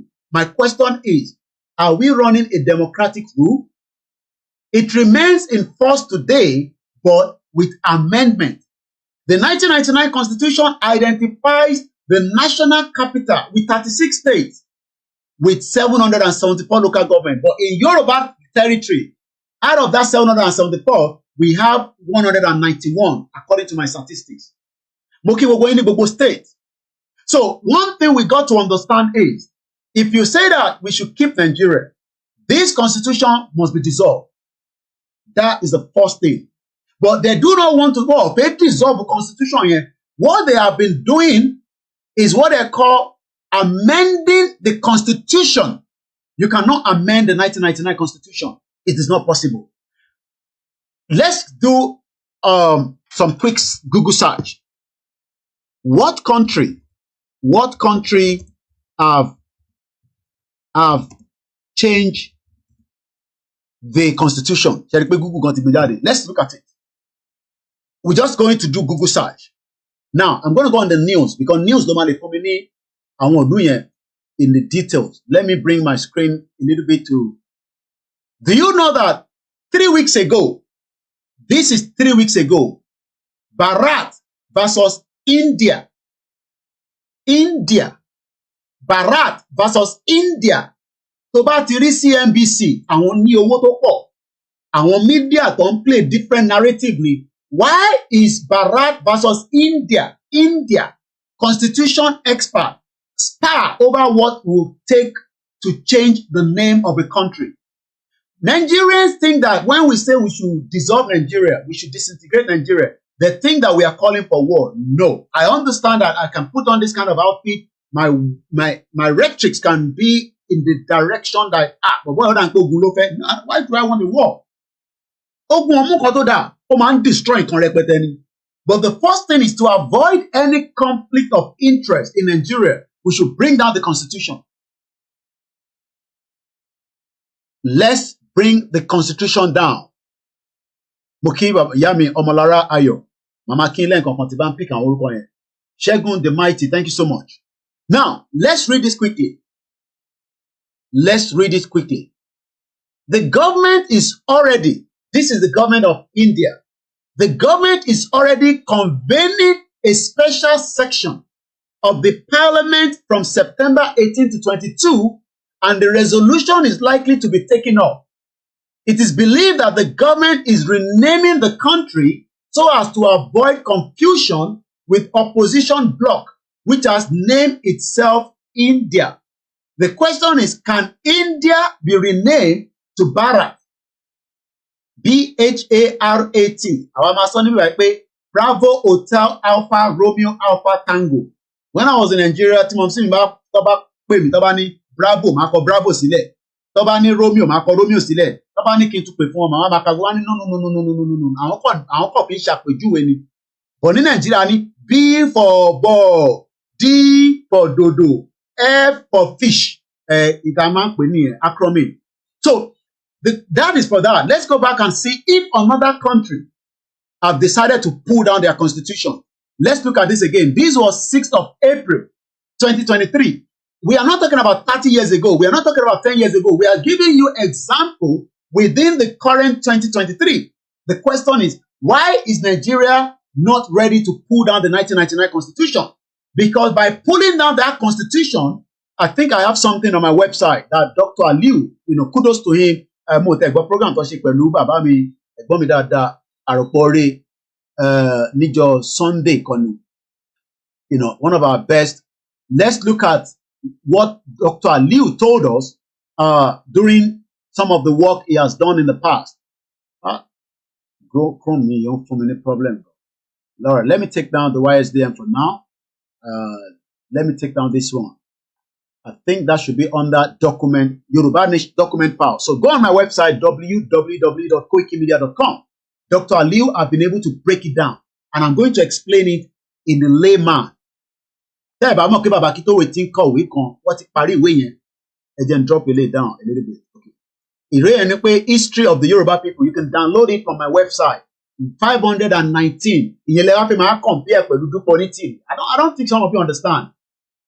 Gbogbo àwọn àjàkálẹ̀ virus yẹn mo rí tó ń bú Ìgbòho lánàá náà nínú program ẹ̀ àwọn yẹn wọ̀ kò sẹ́ni tó mọ̀ wọn ní Nàìjíríà so àwa la kàn ń dárúkọ wọn lórí platform táwọn yẹn ẹlòmíì máa bèrè tí bá bèrè lọ́wọ́ tó wà lórí TikTok ní mi tálẹ́mọ̀ tó ń jẹ́ àjàkálẹ̀ Florence àwọn máa bí mi pé ta ló ń jẹ́ bẹ́ẹ̀ Koiki they don't know but tí bá níta ló mọ Ìgbòho nísìnyí wọn ní ṣèjú wọn ló ti Ìgbòho pa wọn máa sọ bẹ́ẹ̀ I'm very sure àwọn ọmọ kékeré wọn máa ń bá mi jà gan wọn ní ṣèjú gbà tó jí gbogbo owó tó ti Ìgbòho pa ló sáré padà sí London. But the problem is the problem today. How can you compare Baba Akintoye that started writing the draft of the history of Yoruba in 1977? What it be me nigba yen? E wan compare pẹ̀lú Dupe 419. I don't understand. Ibi tí mo fẹ́ lò kọ́ nìyẹn. So you can go on the website. You'll be able to see if we have more work, more resources. Website CEO come out updated. Though we are writing blogs every day. So now,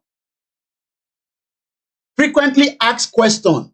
Baba Ropore àti àwọn YNN, which is Sister Buki, àwọn ló pull it together.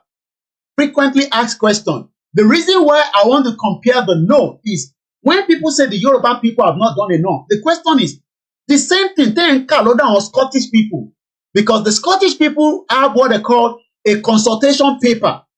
The consultation paper is just like a template which Baba Akintoye also wrote out. Sorry, the first page of my website. Baba Akintoye wrote a 35-page template how the Yoruba people should exit Nigeria. But because of àwọn lote, they are not ready to follow the man. Wọ́n fẹ́ destroy man yẹn, wọ́n fẹ́ pa integrity. Wọ́n lọ bá Tinubu ṣiṣẹ́. Kí ni Baba Akintoye fẹ́ gain by working with Tinubu? Tinubu tí àwa mọ̀ dáadáa ní London. Àwọn tó ń gbé ní UK mọ̀. Àṣegbè tó máa ń drop you. Èèyàn kan sí inú meeting that was some years back ó ti pẹ́ gan àṣé Tinubu wà lára àwọn tí ó sọ fún àwọn tí wọ́n jọ ṣe government tó ń jọ ń prepare nígbà tó fẹ́ padà because Tinubu spent 4 years outside Nigeria ó dẹ̀ lò more of those years ní UK bíbá gbogbo àwọn tí wọ́n jọ ṣe AD ẹni mo parọ́ mọ́ Tinubu nígbà tó ní kó máa padà bọ̀ tí ó di Lagos State Governor kí ló fún yín ẹ máa tanra yín this is Baba Akintoye template ẹni tó bá lóun ò mọ kí ni agbédání mo bẹ̀yìn again lórí program yìí èní lẹ máa gbọ́ ní ọ̀túnla lẹ máa gbọ́ ní any day tẹ bá gbọ́ èní ní 26th of September wíìkì ló máa parí September lágbára Elédùmarè aago 7:00 ó kọjá ìṣẹ́jú 9 èmi náà ti gbọ́ Yorùbá díẹ̀ àwa máa sọ pé 9 minutes past 1500 hours àwọn military ló máa ń lo 1500 hours because it's a 24 hours club. But a layman ló máa ń lo 12 hours. So tá bá ní 1500 Koiki kí ló ń jẹ́ bẹ́ẹ̀? It just means 3 p.m. Time kan náà lájọ wà ní Nàìjíríà. Tí o bá gbọ́ program yìí, tí o bá fẹ́ mọ ibi tí Baba Akintoye ti gbé jáde pé ọ̀nà tá a máa gbà the noble path for the go to Yoruba nation. Ó wà lórí page mi, lórí website www.koikimedia.com. Koiki is spelled Koikimedi. Lọ síbẹ̀, lọ download ẹ̀, kí wọn náà kó wá kà kó sọ́kẹ̀ in, kó wá béèrè pé ṣé bàbá yìí ò tí ì gbé, kí ni ìyàtọ̀ tí Scotland gbé jáde? Why are we trying to destroy something that is a fact? Website ti àwọn Scottish lélẹ̀ nísìn, mo fẹ́ gbé ìtàn náà kọ síta. A consultation, mo fẹ́ gbé that particular, let's open it. Where is the summary of the consultation question? Mo ṣe máa padà sí 1999 constitution o. I just want many people to gbọ́ wa lẹ́nìí to understand that we have done exactly what is meant to be done, and the work is still continuity. Associate downloadable document. Mo fẹ́ gbé ti Scottish yẹn jáde. Consultation. Let's look at the summary. Okay, it's not bringing. I should be able to find it. Where is it? Kuma was a PDF. Kind of see the highlights here. Okay. Download for the iPad, Android, or ebook. Okay, let's download it. 1 minute. All right, let me do something again. Let's go back. I gotta find this. Scottish. Read the consultation paper. So why can't we see it here? All right, let me do another search on it quickly. Come on, there. Yeah, the draft referendum bill. Where is it? Bam, bam, bam. I want to open it. Yeah, read it here. Okay, it's not there. Why is it not there? Has it been moved or what? Alternative, go to that. Yeah, that's it. Technology. We will come back to this. Put your mind now and ask the question. They have drafted a referendum bill. Baba Akintoye has also, we can say, have drafted a way out of Nigeria that would not have any impact. Tó máa pààyàn, tó máa pa ilé, tó máa jó ilé, tá máa jó police station, tá máa destroy, because people are concerned that Koiki bó ṣe ń sọ̀rọ̀ yìí bí ìgbà tẹ́ fẹ́ destroy ilẹ̀ Yorùbá ni. But tẹ́ bá lọ kan tí Baba Akintoye sọ, a manual of the Yoruba self-determination struggle, for the Yoruba self-determination to advocate at home and in the diaspora. So what everybody should have been doing is, you print this one, ẹ wá study ẹ̀, kí la wá máa lò níbẹ̀? How do we communicate with our representative in anywhere in Africa? Yes, you can do so. How do we do this? How do we do that? But these were part of what we were doing until Tinubu dé tó wá ní bàbá yẹn ò ní template. Àwọn wò pé bàbá yẹn ò ní template bí báwo. This man has been giving us the direction. Lára direction ẹni àwọn bàbá àwọn Dr. Aliu jáde. Dr. Aliu lọ kọ kí ló ń pè the 1999 constitution question and answer pẹ̀lú Sister Bukky. The question then is, Dúpẹ́dé kò fún yín ní reference point kankan, kò fún yín ní paper kankan. Ṣebí paper lẹ́yìn wò yín nísìn pẹ̀lú àwọn ti Scottish tí mo ṣí. Ẹ jẹ́ ká close eléyìí kó má máa confuse wa. Òun lélẹ̀. Consultation on a draft referendum bill. Tí bá kà nísìn, in May 2016, the current Scottish government was elected with a clear mandate. Ẹ gbọ́ bí bá dáadáa. This is what many Nigerians must understand. Can we get the same kind of Nigerian government or the Nigerian politicians? Let me put it that way. Not Nigerian government. The politicians. Do you think that Peter Obi would have given you a referendum if he was the president? Do you think that Atiku would have given you a referendum? Do you think that Bola Tinubu will give you a referendum? But the Scottish government, the mandate for being elected was very clear. That the Scottish Parliament should act. No, let me take that again. In May 2016, the current Scottish government was elected with a clear mandate that the Scottish Parliament should have the right to hold an independent referendum if there was a clear and sustained evidence that the independent had become the preferred option of majority of the Scottish people, or if there was a significant and material change in the circumstances that led in 2014 such as the Scotland being taken out of the EU against their will. If we were in the regional government, our government would be the one telling the remaining regional government that we want to pull out. But because we are no longer in the regional government, we are practicing a fraudulent system. It is difficult now because the politicians do not want to pull you out. They want to keep you in that contraction so that your life will not go further. Let me read that again. Ẹ farabalẹ̀ kẹ́ gbọ́ bí wà. Ó dùn mí pé màá ṣe àyàn ògbépọ̀ ẹ̀ níwọ̀nba tí mo ní understanding ẹ̀ ní Yorùbá tí mo kọ́ ní school. Ní ọdún 2016, ìjọba Scotland tí wọ́n elect lórí pé election tó fi elect wọn ni pé wọ́n gbọ́dọ̀ hold the referendum, independent referendum. Ìdí tó dẹ̀ ṣe gbọ́dọ̀ hold ẹ̀ ni pé tí ọ̀pọ̀lọpọ̀ àwọn ọmọ ìlú wọn tó jẹ́ ọmọ Scottish tó bá ti lè sọ pé àwọn fẹ́ independent, ó ti di dandan pé kí wọ́n fún wọn ní referendum. But ìdí tí wọ́n fún wọn ní referendum kò ń ṣe Scottish Parliament ní kò fún wọn ní referendum. England, àwọn Westminster, àwọn ló ń delay yẹn because wọ́n mọ̀ pé tó bá fún wọn ní referendum lẹ́nìí, the Scottish people will pull out and that will be the end of the union. So now, wọ́n wá ń gbé lọ sí court. And what they've done is, Sherry Parliament here is a very, how do I báwo ṣe fẹ́ gbé kalẹ̀? Sherry Parliament ẹ̀rín yẹn, wọ́n bí yàn kan ṣe ṣàlàyé fún mi nígbà kan, àwọn kọ́kọ́ wà níbẹ̀. Sherry gbogbo bá ṣe ń pariwo, Yoruba Nation now níwájú wọn yẹn, they are not going to give the go ahead because inú Parliament yẹn gangan ni wọ́n ti enrich the amalgamation. The 1914 amalgamation tí gbogbo wa ń pariwo, it was concluded, it was confirmed right inside the Parliament. So Parliament wa ti ní àwọn clause kan, they are not going to change anything anytime soon. And this is why we are saying that, okay, if they're not going to change anything, we can push the dialogue, but if our politicians if they are supporting us, trust me, the country will dissolve. But behind the scene, the politicians will be told not to listen to those that are campaigning, just like the Scottish people are now pushing their own parliament against the will of the English parliament. The English only hold them down when they want to leave the union. The union was put together, let's see, when did Scotland join the UK?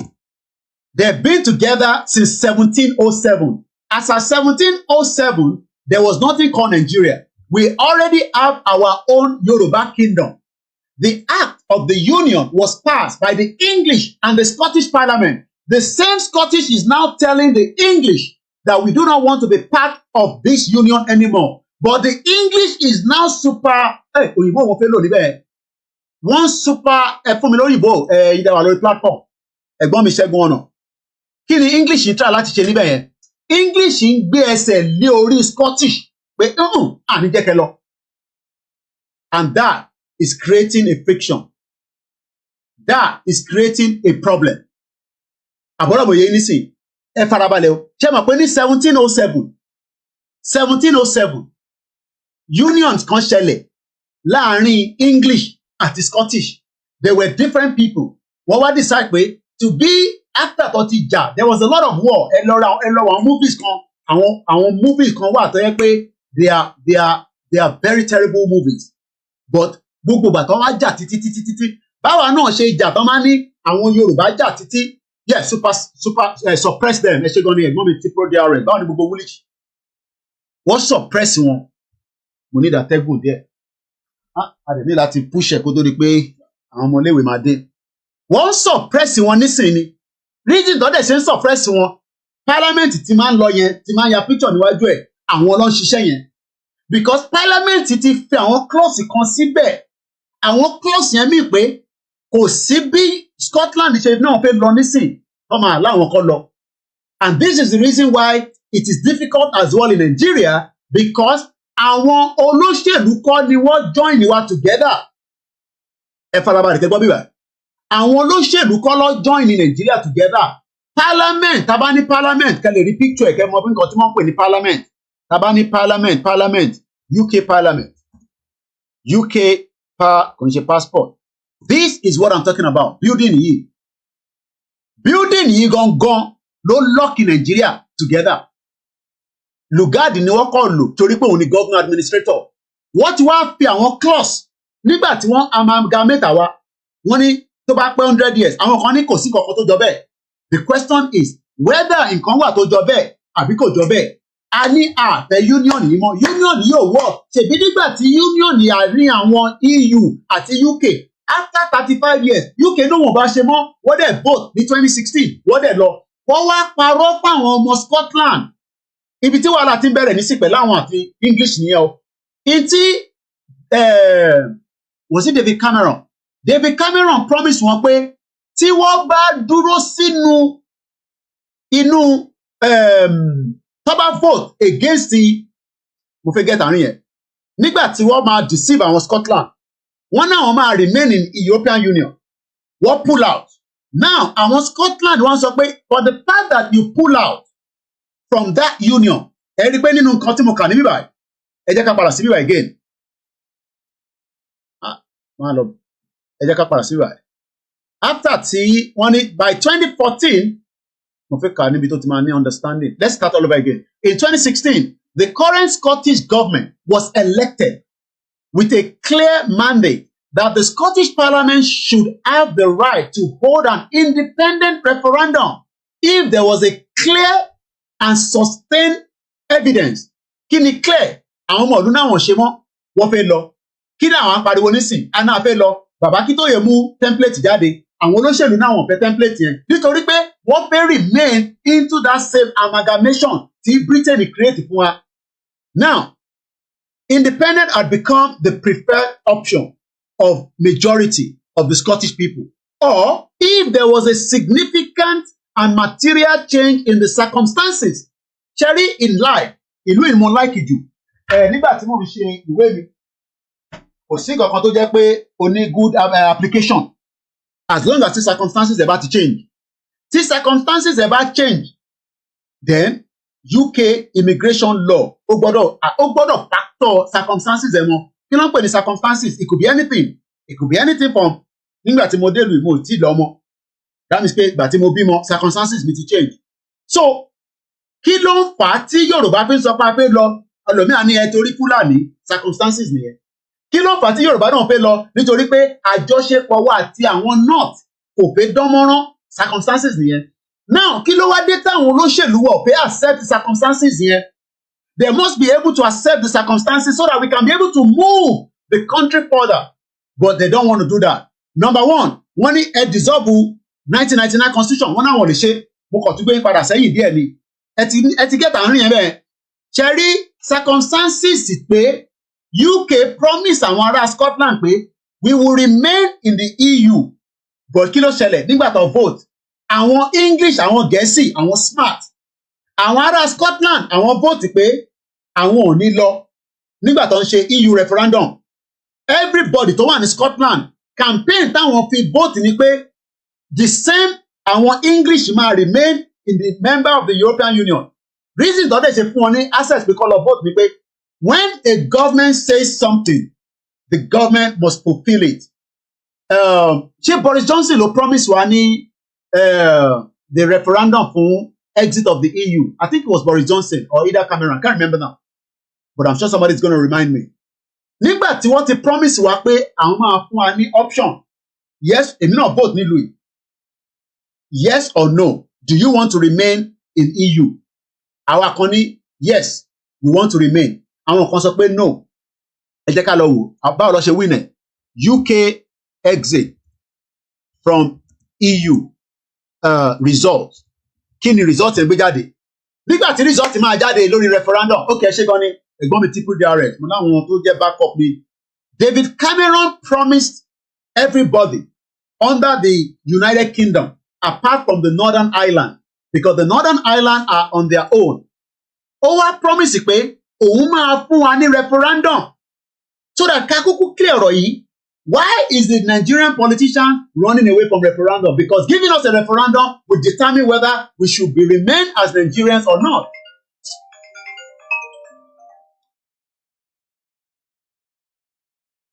Ẹ má bínú. Má pè mí ní sinmi àlọ́ live program. want to return point again, please.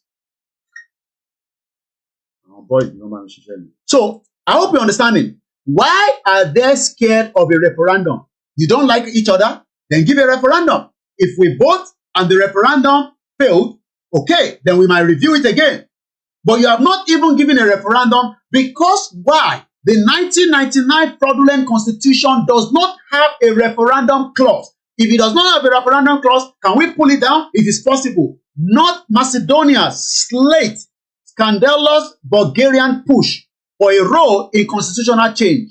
This was April 6, 2023. There is no way we cannot change the constitution, but the honesty of your fraudulent politicians do not want the 1999 constitution to change. And as long as Nigeria remain using that same, whether some say it's the 1963 unitary constitution, that constitution is biased. Ìyẹn mo kọ́kọ́ fi lọ wá jáde lẹ́ẹ̀kan kó tó rí pé a divert lọ sí ọ̀dọ̀ Dr. Aliu tàtú padà sẹ́ẹ̀kan. I just want to, ibi tó bá yé yín níbẹ̀ ẹni Koiki, can you please rewind? Màá rewind ẹ̀ mo lè rewind. Mo fẹ́ kọ́kọ́ lọ mú reason why that constitution is biased. But all this work that we have done in 3 years, you can find it right on the YSDM or Koiki Media. Don't come and be telling us the Yoruba nation has not done anything.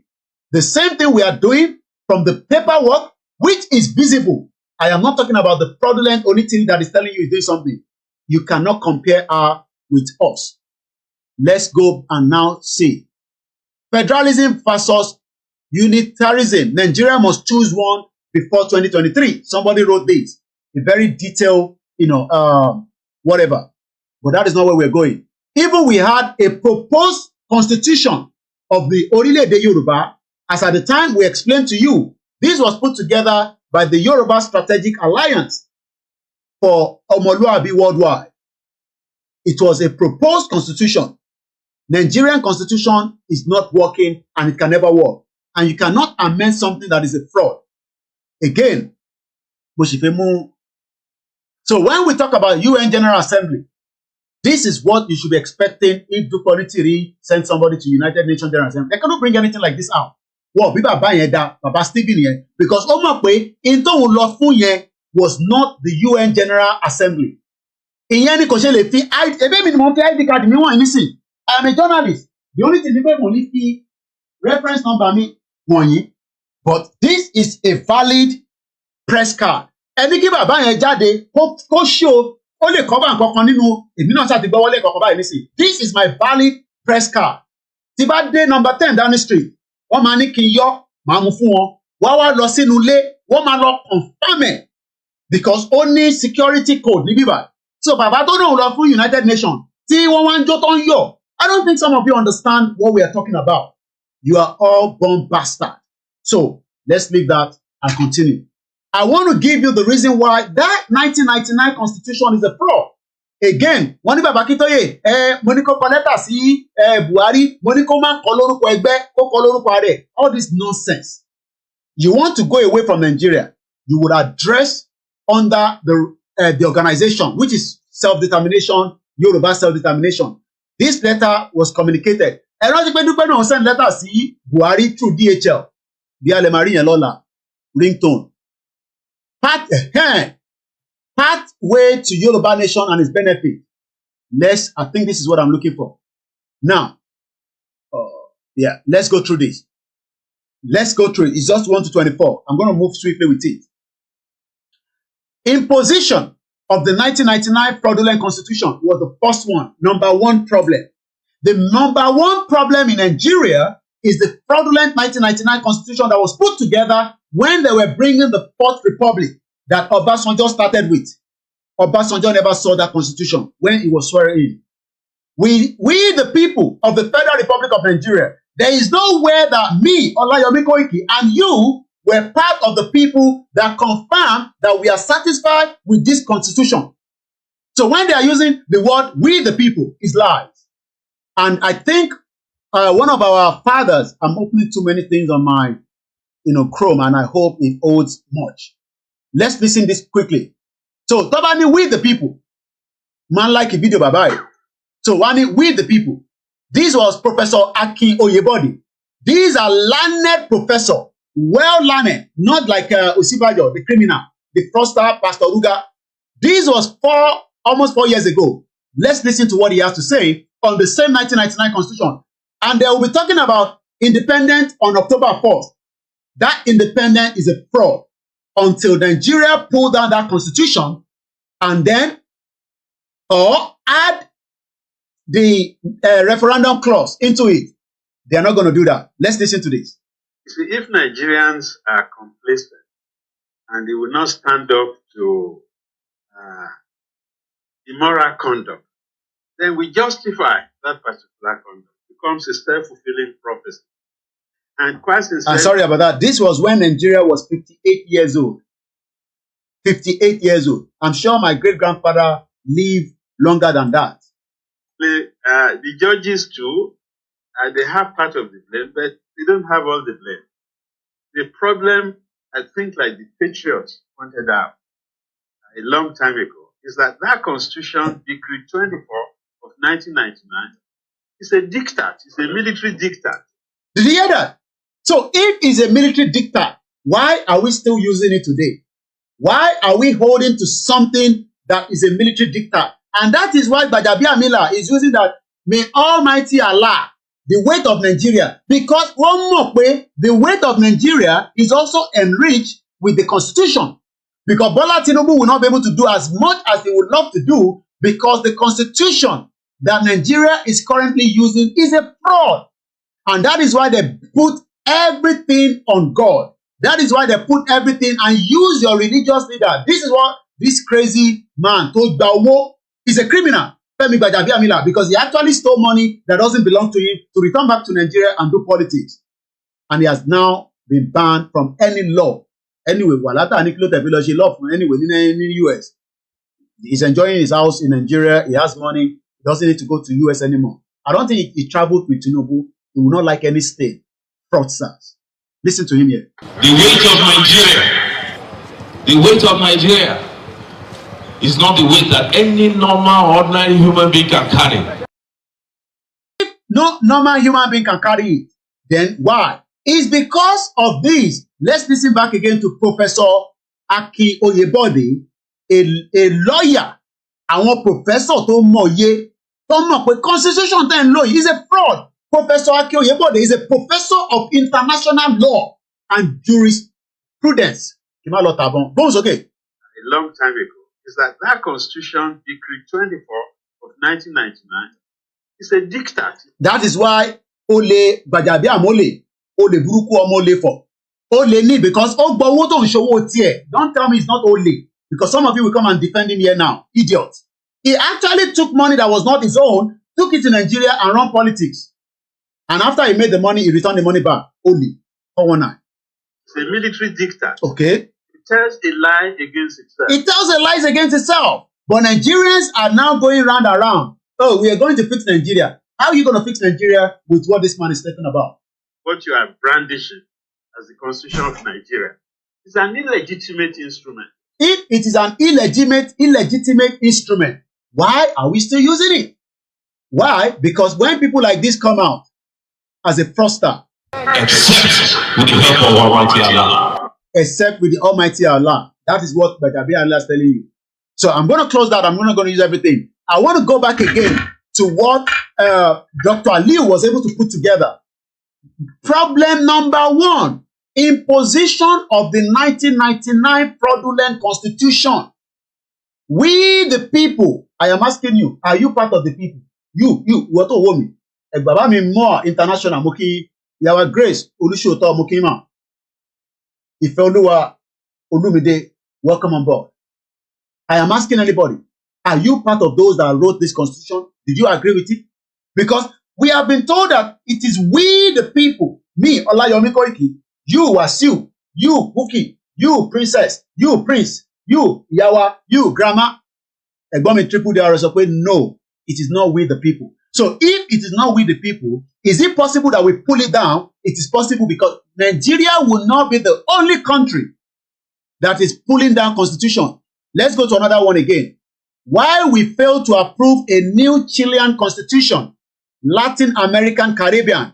Chile constitution sweeping changes possible as independent win. We are not the only one, okay? This was 2021. Let's read it. Independent and opposition candidates have won a key 2/3 of seats in the body that will write a new constitution for Chile. So when people come out and say, all this thing is not possible, you'll be asking yourself, say ghost in the Nigerian. They know it is possible, but they do not want to do it. If Chile need to do a new constitution to replace the one dating back to General Pinocho. Some of you don't know him. Momo, a little bit of the story of that guy. Bomb bastard. Augusto Pinocho.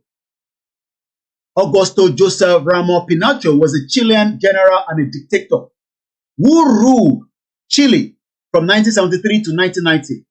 He was the first of the leader of the military junta of Chile from 1973 to 1981, being declared the president. He died in 2006. Now, why are we not doing the same thing in Nigeria? So, I understand some of you love Nigeria. Okay, you love Nigeria, but why are we not pushing for them to pull down that constitution? Because when that constitutional come down, your life would be much better. Because the new constitution would have everything that we all deliberate among our, representatives. If Chile, as at 2021, is trying to pull down the military dating back crucial demand of protest, which has swept through Chile in 2019, the government-backed candidate have only secured about 1/4 of the seat. That is the short of the number which would have made it possible for them to the blocking sweep. So how did we get here? Last October, an overwhelming majority of Chilean voters voted in favor of rewriting the constitution. So don't tell us that it cannot be rewritten. We can rewrite that constitution, but what they are doing presently is, but Jabi Abila will be on the seat in Green Chamber. Okay, amended.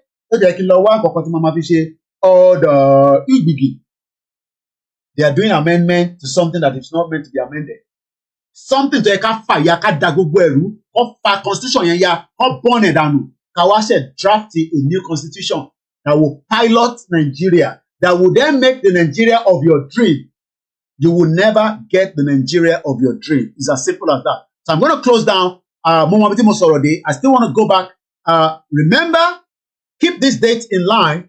1707, the union between the English and the Scottish was put together. The Act of Union was passed by both the English and the Scottish Parliament in 1707 that led to the creation of what is called today United Kingdom, to be called Great Britain on the 1st of May that same year. The UK Parliament met for the first time in that same year, October 1707. The same Scottish people are now saying, no. We are not happy. We want our own independence. We do not want anything that has to do with this union anymore. This union is no longer working. Do you know why the union is not working? The union is not working because Britain, or the country called United Kingdom, deceived the Scottish people that they will remain as part of EU. The Scottish wants to remain part of EU, but the English are upset that there are too many people coming into this country and they want to pull out. So then what happened? There was a referendum. I voted as well. In the referendum, 51.89% voted in favor of leaving this country this union called EU. Remember, I have told you, the members under the European Union, they were 27, or they are 27, as against the African Union that has about 50-something. And 48.11% voted in favor of remaining. Most of those that voted are Scottish people. But today, after Cameron resigned on the 13th of July 2016, we had Theresa May becoming the Prime Minister after a leadership contest. they say the rest is history. Did leaving the EU benefit the UK? Some people are asking. Is no longer paying the EU budget contribution. Some say that they were paying enough, but it's all lies. The European Union was funding a lot of money into this country as well. After they have been able to develop their system, then they now pull out, especially in the agriculture sector. Leaving the EU has meant that the United Kingdom has not had to contribute to the significant new liability arising from the EU COVID response, including for the first time, the EU is borrowing 750 billion. So English people, they complain, say they're not happy with being part of EU. I don't know why Yoruba people are happy to be part of Nigeria that is a fraud. I don't just understand it. Okay, you want to be part of Nigeria, tell them to give you a new constitution. Because the constitution that you have presently is not going to work. As the UK Supreme Court stopped the Scottish independence, this was 23rd of November. Let's listen to how the debate continues here in UK. And this is coming from the University of Cambridge, some of their professors. And let me put that up a little bit more. Once again, my name is Olami Koiki. This is Koiki Media, bringing the work closer to your doorstep. A journalist, an activist, a father, the one that wants a Yoruba nation as against the current Nigeria today. On the 23rd of November last year, the UK Supreme Court decided that the Scottish Parliament, Ibitimoni, the English Parliament is now superseding, suppressing. Good afternoon, Mr. Madi Pete. Ó suppressing Parliament tí gbogbo wọn jọ join together. Ẹ rántí pé mo ní wọ́n join ní 1707. The question you should ask yourself is, why is the UK Parliament, the English Parliament, báwo làwọn ṣe lágbára ju Scottish Parliament lọ? It's because what he manipulated the numbers of the representative of the Scottish people at the Parliament here in England is not more. Is more than the one. No, let me rephrase that. The Scottish Parliament, ẹ mọ̀ pé àwọn náà ní representative tí wọ́n máa ń wá sí bíbá. Àwọn tí bíbá pọ̀ jù wọ́n lọ, just like the North is more than us. So then the Supreme Court, ó wá ń sọ fún Scottish Parliament, did not have the power, wọn ní agbára, to enact a legislation láti gbé ètò òfin jáde to hold a second referendum in Scotland. I hope you are listening. Àwọn Moki Abdullahi káàbọ̀ sórí ètò. Moki àtòbími lẹ́ẹ̀kan sí. If you are very, very interested, Scotland náà wọ́n fẹ́ lọ. Wọ́n ti fún wọn ní the first referendum. It failed. Nítorí pé ìdí tó ṣe fail ni pé wọ́n promise wọn pé tó bá remain in the union, àwọn ò ní kúrò lábẹ́ EU. Ní 2000, let me see when they had the Scotland referendum. When was the Scotland referendum? When was the Scottish referendum? What was Scottish? It happened 2 years before kí UK tó kúrò nínú EU. So in tó ṣe ni pé wọ́n lo ọgbọ́n àrékérekè òyìnbó. The English people deceived the Scottish people. They gave them a referendum in 2014. Maze Gold, welcome to the program. Mr. Femi Kasali, good afternoon, sir. They lied to them. They told them that vote against coming out of the UK or the Union. But when it comes to the EU, the English people pull out and they left the Scottish floating. Just like Yoruba people are excited with Bola Tinubu. Before you know, Emama float in Omi. It will be like the Titanic that is sinking, but many of you are still hoping that it will survive.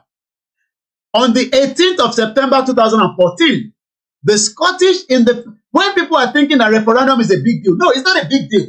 It is just that it has to be done like in Nigeria. United Nations have to come down because they can rig it like INEC has been rigging your election.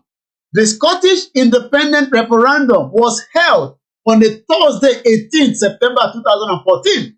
The FIFA count took place at Michael Wood Sport and the Leisure Centre. Let's see what was the outcome. The Scottish referendum result. What was the result? Because the Scottish people thought that voting against the dissolution of not being part of UK, they will remain in EU. Wọ́n mọ̀ pé wọ́n lo agbárí fún wọn ni. And Scotland has so much natural gas. You're quite right. The result from the local authority areas, when people are saying, oh, how are you going to get Yoruba nation? Okay, tell your country to give us a referendum and see whether we can go or not.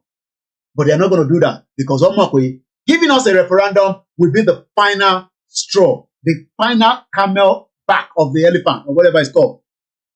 The result took place the second day, not like Nigeria election. Nigeria election went on and on and on because they wanted to manipulate it. They wanted to change the figure and just say, Emilio come, give him the result. The result from the local authority areas across Scotland, across every place that is called Scotland, the whole population of Scotland is 5 million, were aggregated. And the overall outcome was declared, just like Mahmoud was declaring Bola Tinubu as a president of Nigeria. This was declared by the chief county officer called Mary Peter Catley. She is the convener of the Electoral Management Board for Scotland, just like Mahmoud Yakubu, the 419, is the electoral chairman of INEC. Ó ti gbowó lọ́wọ́ Tinubu. Ó yá declare Tinubu pé gbogbo ẹni tó kù go to court. Peter Obi go to court. Atiku go to court. But what was the final result? The final national result was 1,617,989 for yes. That means àwọn tó sọ pé we want to go. But 2 million people said no. The same 2 million now are now questioning the English to say, okay, you deceived us in 2014. Mo wà lórí program báyìí. Mo wà lórí live báyìí.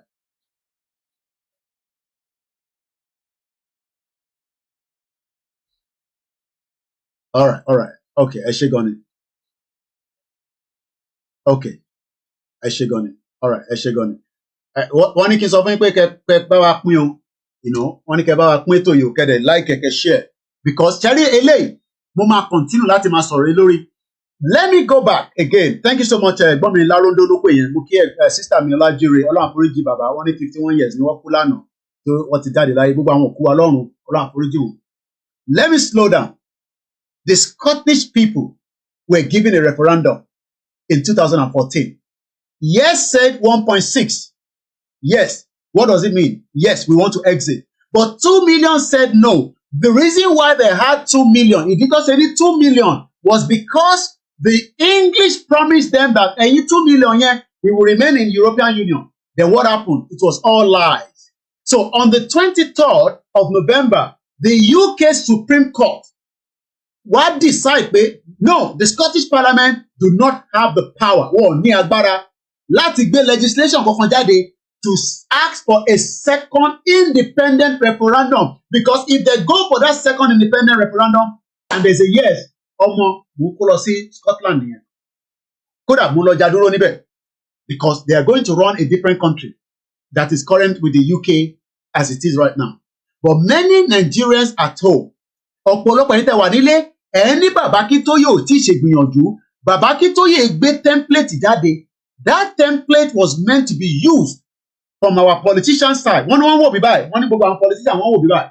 But our politicians were paid low, and the reason why they are not going to use it is because they are also enjoying the fraudulent 1999 imposition constitution. Mo ti fún yín ní numbers lẹ́ẹ̀kan. 1.6 million ló vote. Tó bá bí government dá ẹni kó fáwọn àwọn Biafra ní referendum. Try it, dánwò ló bí ìyọ́kẹrẹ. Let's even make it a joke. Let Tinubu give the Biafra a referendum. Let Tinubu say, Biafra, okay, you want to go, we will create referendum for you. You will see that Nigeria will dissolve. And the Yoruba will remain there because we are not ready. But we are ready as well. But the fact is that our politicians are part of the fraudsters enjoying the 1999 constitution, which I'm going to give you the benefit of what they're enjoying.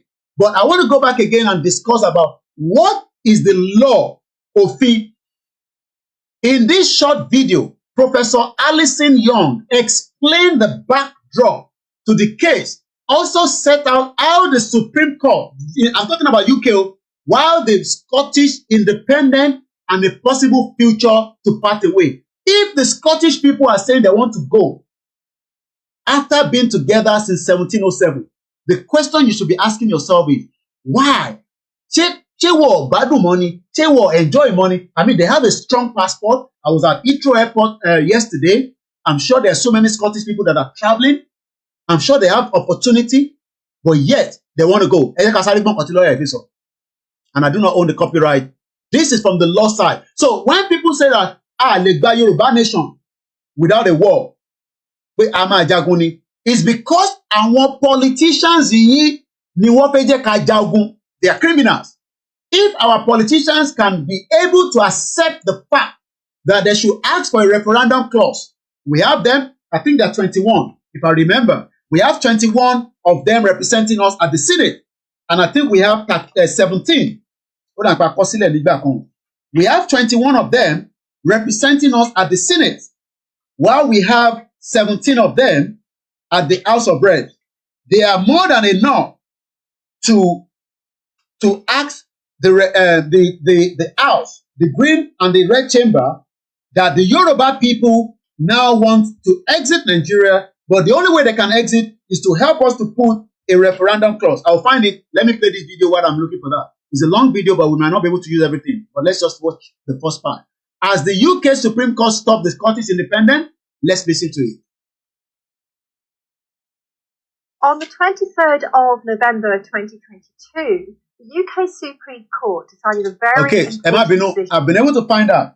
Members of House of Reps in Nigeria representing the Yoruba people, these are the criminals that we must talk to. These are the criminals that we must ask questions that why are they keeping us together when they can ask for referendum? So that by the time you are saying that Igboho ló fẹ́ wá dá Nigeria, no, it's not Igboho. Àwọn House member, there are 55 of them across the Yoruba land. We have 18 senators. Yayi is one of them. I can't remember all the other ones. I think the criminal, ìtọ́nà máa ń ṣe lift káàkiri yẹn, Gbénga Daniel, 419, bomb bastard, ìyàwó àti Dàpọ̀ Abíọ́dún ẹ máa para yín tán ní Ogun State. 73 Yoruba people in Abuja, and they are not ready to talk about the resolution that will give us what we call a referendum clause in the Constitution, because they are enjoying that Constitution based on the way the Constitution has been crafted. But let's first listen to Professor Alison. These professors are not as good as Babakitoye. So whatever you are hearing from this woman, Babakitoye has also done more than that.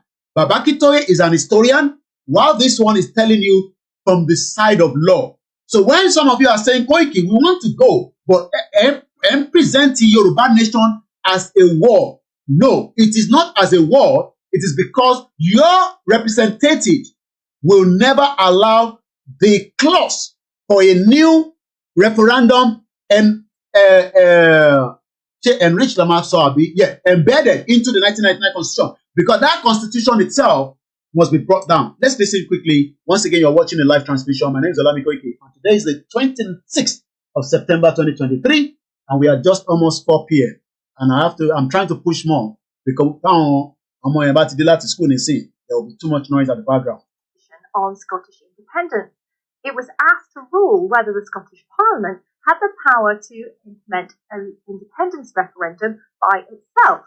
The UK Supreme Court concluded that Scotland did not have that power. So the question we have is, where does this leave Scottish independence? Does this mean that the Supreme Court... Yeah.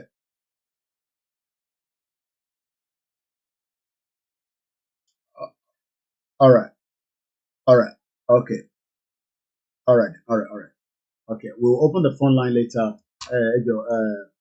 About if one extra phone, second hand phone America, post there so that I need spare phone. So I'm a she Ojoko, and the program So what I'm gonna do is we are now 2 hours already, and I know within the next 30 minutes, but I'll do as much, but we will open the phone line. Let's enjoy this. Let's go back again to the reason why the Supreme Court in UK does not want to give the Scottish people, well, the Scottish Parliament, not the people. And let me explain something. If Nigeria was running the regional government, we would have been in the same situation like this. Then maybe the one at the top in the north would be pushing us down. just like they are done craftily with the constitution itself. Let's go back again and listen to Professor Allison. Never be independent and never have an independent. So every time, we know what is perfect, but because they are experienced in that field, I am not experienced, we can gain one or two things from her. Referendum. Well, in order to answer this question, we need to think a little bit more about the backdrop of the case. Now, the first thing we need to think about is... The reason why I have to be doing some kind of analysis, number one, I don't own the video, it's not my copyright, and I have to do some kind of analysis around it. There is always a backdrop for everything in life. The backdrop that we are asking is, what is this amalgamation? Okay, the amalgamation has been done. There's nothing we can do to that. Okay, no problem. After 100 years, some people even say that 100 years was a lie. There's nothing written to say 100 years. Now, when I was traveling from Itro, by the time I got to Green Park, you realize that I was telling you about Lancaster House.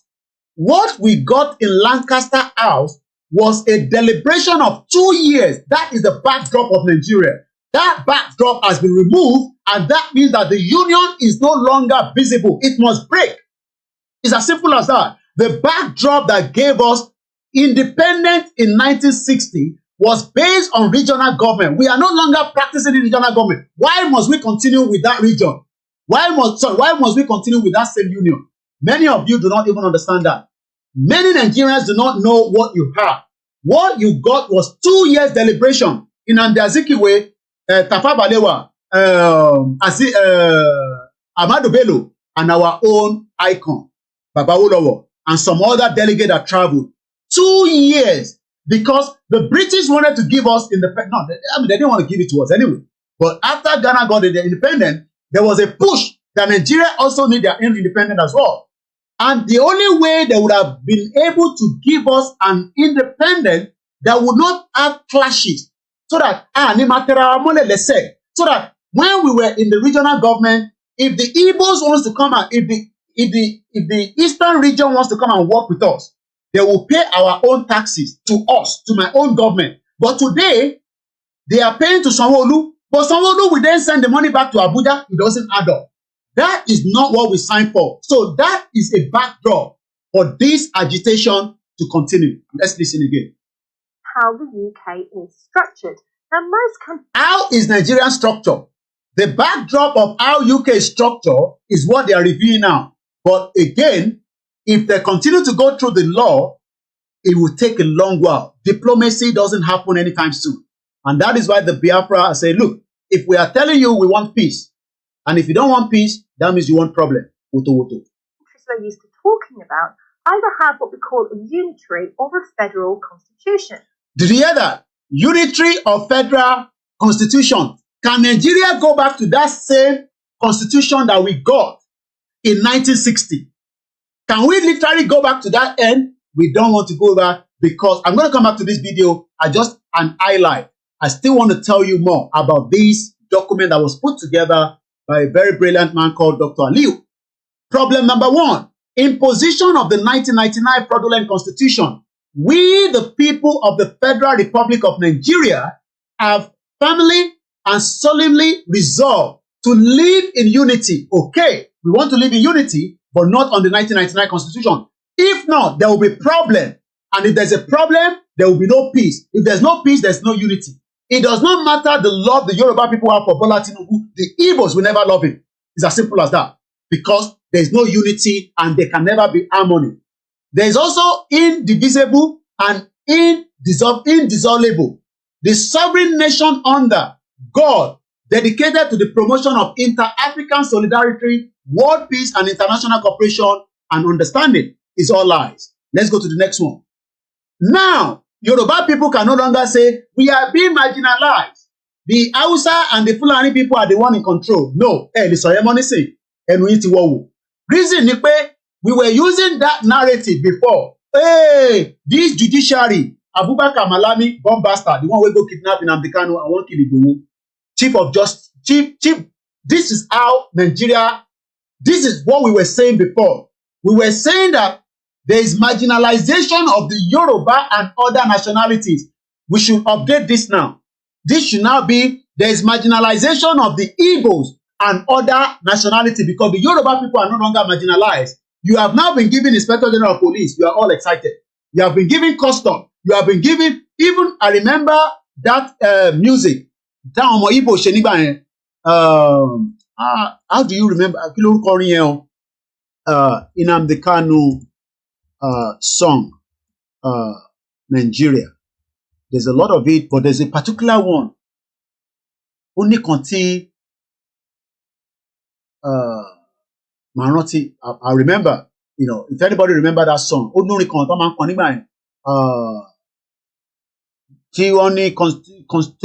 Nigeria is a fraud. You know, there's a particular everything Fulani. Thank you so much. It's called Everything Fulani. Now it's Everything Yoruba. Because Bola Tinubu, as much as he has tried to balance the situation, the Igbos are not happy. Even the APC are saying Bola Tinubu should give them more position. So let's put the music there. Everything Fulani. Now it's no longer Everything Fulani anymore, because narrative to change. The Yoruba people are happy. Eh? Àwọn náà la wá jẹ chief of staff. Àwọn náà la jẹ kíní kan. Where's that Onyedao?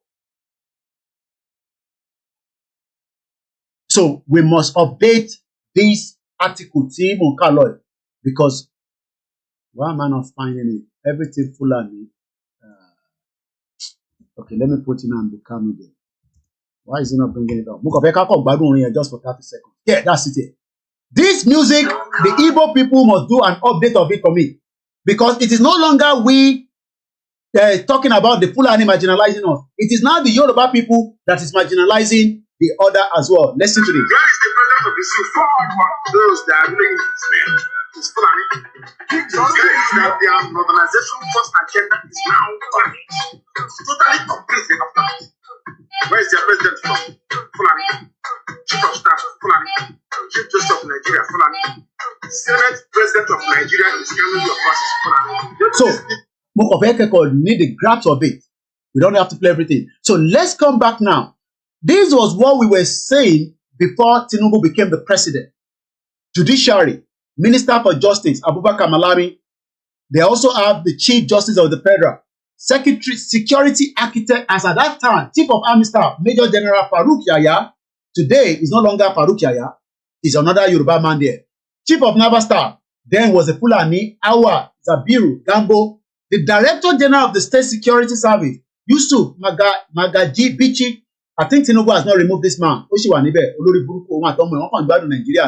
The Director General of the Intelligence Agency, Ahmed Rufai Abubakar, now I think is Ribadu. Minister for Defense, Bashir Zalihi, Minister of Defense. So, but this is not where I really want us to go now, because this narrative has changed. The main narrative that we can still be using, we can use this headquarters of institution in Nigeria today. The Nigerian Defense Academy, is Tinubu going to remove it from Kaduna and bring it back to Southwest? Probably Ibadan. I don't think so. Nigerian Police Academy is in Kano. Is Tinubu going to remove it and bring it back to Southwest? I don't know. Nigerian Army University, BU, Borno State. Can Tinubu remove it and bring it back? I don't think so. The Nigerian University Commission is in FCT. Can Tinubu bring it back to Lagos? I don't think so. The National Board for Technical Education, NBTE, Kaduna. Can Tinubu bring it back? I don't know. National Commission for Colleges of Education, Kaduna. Nigerian Law School, that one's still in Lagos, but they moved it to Abuja in 1997. Even Zazu went to play for them. They were not happy. They all ran away. Now, let's go to the next one. This is what the marginalization and the constitution is using, and some other reasons why the Yoruba are saying the problem with Nigeria. Can Bola Tinubu deal with the insecurity of the Boko Haram? As at last week, students from one of the university in Zamfara State, about 25 of them, they've been kidnapped. They are not the only ones being affected. Some youth couple from Akwa Ibom heading to Sokoto on August 17th, kidnapped. There's a lot of armed robbery because the currency and the pressure on the dollar is becoming more crimes would happen in Nigeria. That is why the Americans say, do not go to Nigeria. Abject poverty. Nigeria the world poverty capital. Massive looting of the public treasury. And I'll give you an example of that because I picked up a video that was sent to me today from Abuja or wherever, the Supreme Court. Let me go to my Twitter. If you're not following us on Twitter, try and do so. Thank you so much to those that are listening to us on the Twitter space. My name is Dolabiko Ike, and we have, as many of you that are watching us. Let's watch this video from what took place yesterday, and I'm gonna stretch my leg, and I'm gonna come back on my seat. It's unfortunate situation that happens in Supreme Court today. As you can see, all justice chambers are consumed by fire. Our defense services are helpless. Our Supreme Court staffs are helpless. The people concerned, authority concerned, they are helpless. Halogy and policemen, they are helpless. The different agencies are helpless. We have consumed a lot of smoke. We use fire extinguishers. Nothing has been done. Our management staff don't do anything in the court. They are a bunch of thieves. Our management staff are a bunch of thieves. Apart from stealing money, they don't know anything. Ordinary one fire service is not functional. One fire service is not functional. I want all the necessary, the police, SS, the necessary service provider, they should come and get this information from me. Nothing is working in the Supreme Court. Nothing whatsoever. Nothing is working. As you can see, people are helpless. They are just watching. I'm asking for any pressman to come closer so that I can address them to make this public to the world. Our management staff are a bunch of thieves. Bunch of thieves. They are full bunch of thieves. Supreme Court staff don't have Starbucks. We don't have fire service. We don't have anything that you know that has to do with the safety of staff. We don't have it in the court, apart from stealing money. You can see, people are helpless. The fire is still catching. It's extending to other chambers. You can witness what is happening right now. It gets to a point that nobody is working. Nobody is working any longer. We use NJT fire service. We use FCT fire service. NJT fire service, FCT fire service is what we use to our rescue. This is not because of the NJT fire service, FCT fire service. Even stuff will have been consumed by now. That is what is happening. As you can see, you can now see an immediate assessment from other stakeholders. People are analyzing. As you can see, it's not functional. We used to tap our water from here, but because of the insincerity of our management staff, they don't do anything apart from stealing money. Apart from stealing money, if I should have been the CGN or chief editor, then what? They will put them on suspension today. All of them will go on suspension, sir. You can see the first person is trying to get water. They are trying to get water, but it's not working. It's not working. It's not working. Nothing is working, sir. Nothing is working, sir. Nothing is working. People are helpless. People are just helpless. Nothing is working. Supreme Court management needs to be punished for that. We started from one chamber. We tried to see how we can break that chamber. We tried all our efforts. We could not break that chamber. So just the sound hour and eyewitness to this thing. We tried to break that chamber. We could not make it.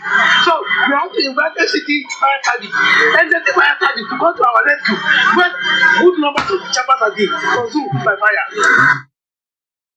That is the zoo. That is the country you want me to keep. No problem. Welcome back. Now, I'm going to move again. Nepotism, favoritism, marginalization, bribery, corruption. Larry Lamina, welcome. Okay, President, I'm a young can. Ekabo, young can global. I had to have some kind of labels. Alex Mamo, man, Yoruba, make a look at you know. Even I'm build the way to what the program by getting married. Thank you so much, those of you that are with me on the TikTok. Appreciation to every one of you. Madi, Tinubu said with the diaspora to come back home and say we're going to build Nigeria. There's ethnic religious crisis. Remember Deborah? Deborah was killed because of her belief and her faith in that Shito country. She was actually lynched to death. Wikipedia already have her details there. Let me remind you, on the 12th of May 2022 last year, Deborah Samuel Yakubu, a second-year Christian college student, was killed by a mob of Muslim students in Sokoto, Nigeria, after being accused of blaspheming against Islam. The same thing on Sheputani Olon, listen. Moki Yami Comfort, Lola, Dele, Moki Yawa Comfort, Ulogunja as well. Thank you so much. Nigeria money spent on our leaders.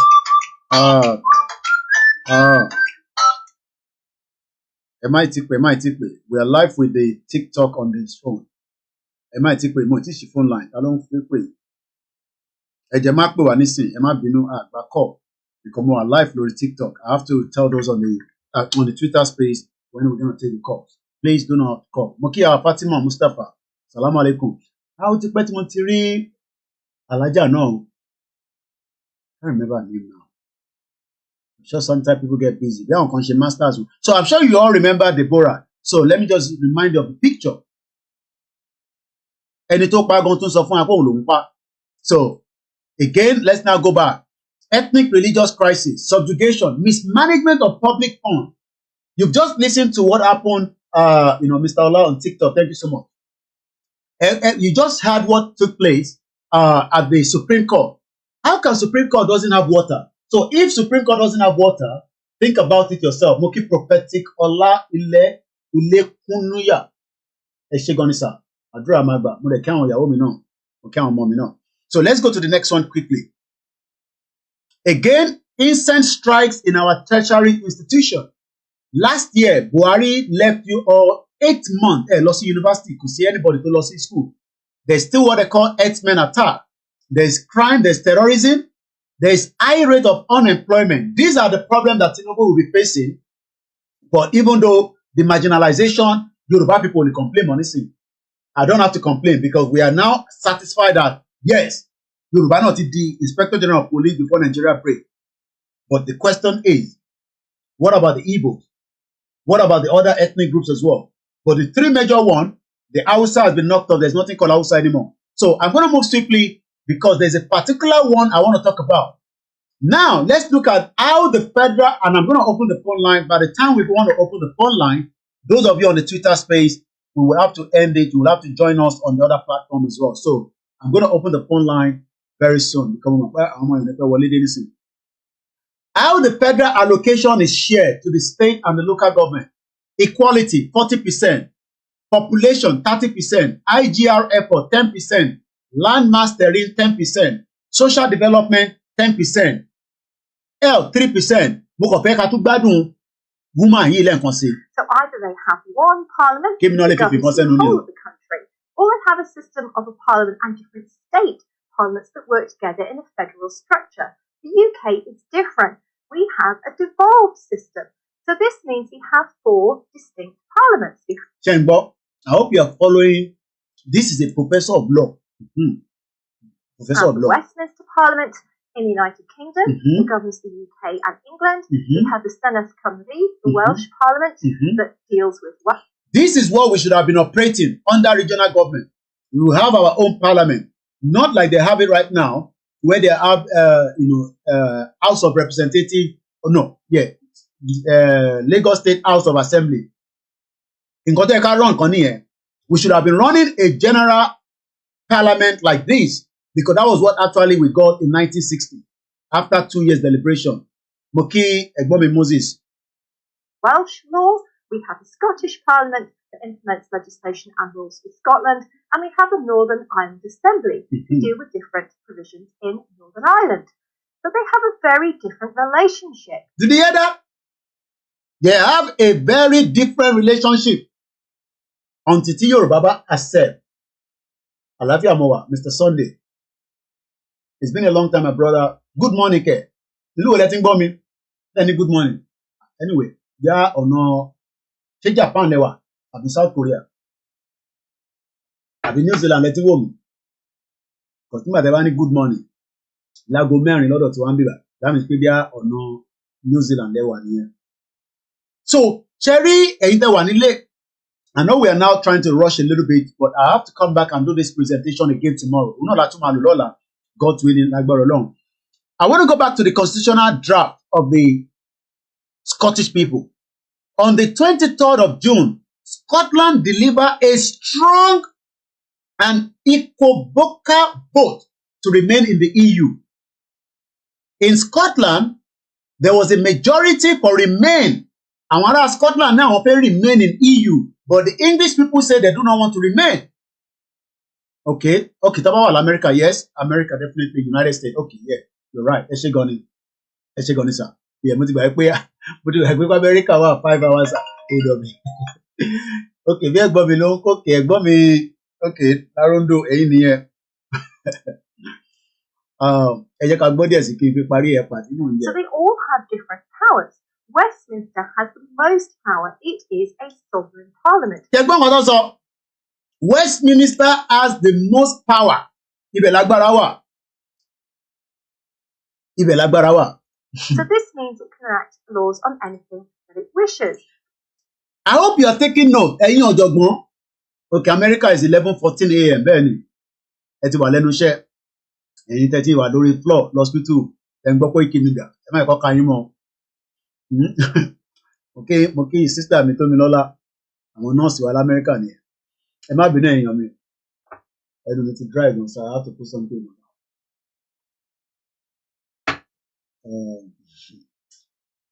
Sometimes, when I look at àwọn tó wà Nàìjíríà, I break ìkíní down fún yín tó máa yé yín dáadáa. Ẹ jẹ́ kí n rìn wáyé bíbá. Mo like nǹkan tó sọ níbẹ̀. Ó ní parliament máa ń lọ yẹn. I think I have a picture of it. Ẹ jẹ́ kí n mú picture yẹn jáde. Okay, màá mú jáde later. Ẹ jẹ́ ká fi máa báṣẹ́ lọ náà. Different provisions in Northern Ireland. But they have a very different relationship. Okay. So they all have different powers. Okay. Westminster has the most power. It is Why do they have the most power? It's the same thing when we go back to the constitution in Nigeria. So I'm going to move swiftly. Now, this is how if you have pen and paper, a screenshot it's already on my website. Take note of this. Enter our TikTok, enter our YouTube, enter our Facebook, and enter our Mixella. Lẹ́ẹ̀kan mo sọ fún yín pé ní the Yoruba people have 55 members and 17 representatives in Abuja. In the Southeast, they have 43 members of House of Reps, and they have 15. And you say we are not marginalizing each other. Nobody do that. Let me repeat that again. Southeast, members of House of Rep is 43. Senator, 15. South, àwọn tó pọ̀ jù wá lọ. Ọmọ. Báwo ni South ṣe pọ̀ jù wá lọ? South has 71 members of House of Reps. They have 18 senators. Southwest, Yoruba people, we have 55 House of Rep and we have 18 senators. No big juju be that. In total, I want you to take note. That is 169 members House of Rep and 18 and 51 senators combined. For us to be able to get it very well, I'm going to, because I need to open another one this side. Because so I want to bring it parallel to parallel. Because when I go to the next slide, I want to show you what it looks like with the first slide. So I'm going to move this swiftly. Swiftly. Next one. I'm going to do that again. Swiftly. Which one is this? I can close this one.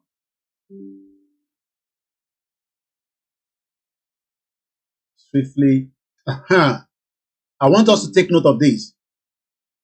Let me close this one. Hello, how are you? Okay, oh, it's good. Okay. Now, Chetripe, House of Rep, gbogbo combined in Lagos, Southeast, South is 169. The members representing us all together as senator is 51. Okay? Now, let's go to the next slide. In the Northwest, House members are 92. Senators are 21. The Northeast, 48. Senators are 18. North Central, 49. Senators are 18. FCT, House of Reps, 2. Senator, 1. Total, 191. And Senator, 58. Southeast state is 5. South is 6. Southwest is 6. Only 17. But we're not talking about the state. Let's first look at the total numbers. You can see that there's already marginalization because the total number from the House of Reps between Southeast, South-South, and Southwest is 169. The Senators is 51.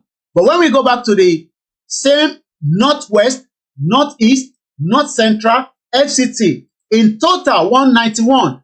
How do you think that you can move any motion if the 191 combined together, they've knocked you out? So when people are saying, Koiki lost of our senator, one more way, they get the result, because we have 58 senators from the Northwest, Northeast, North Central, FCT. As against Southeast, Southwest, we have 51. So there are 7 numbers ahead of us. I take out the next one. Kini 191 minus 169. Anytime on mass, quickly. Any result, I'm going to to see that one. 169 minus 191 minus 169. How many is that? What is the difference? Because that's what we need. Quickly. The program. Since people are sleeping. Anytime on further mass, what I need by now? I need to look calculator. You know, the calculator. 191 minus 169. By now, we share the screen. Nothing is coming up. 22. Thank you so much, Mr. Oluwafemi. So that means 22 members. What for Jualo? So if, let's say, for example, T Emibaniki Yaya Olami Yayi Timaniki Yayi Senator Yayi ẹ bá wa lọ sí inú agbòmọ̀fin níbẹ̀ yẹn ẹ bá mi lọ gbé bíìlì yìí lọ síbẹ̀ pé a fẹ́ kúrò nínú Nàìjíríà ṣe bí pé àwọn north wọ́n máa accept it. They are 22 more than us as a member of House of Rep. Yẹ́nì bó ṣe máa ń dagbádá yẹn ìmí wà níbẹ̀ ẹ rántí senator wèrè tí mo pàdé ní London tí mo sọ fún pé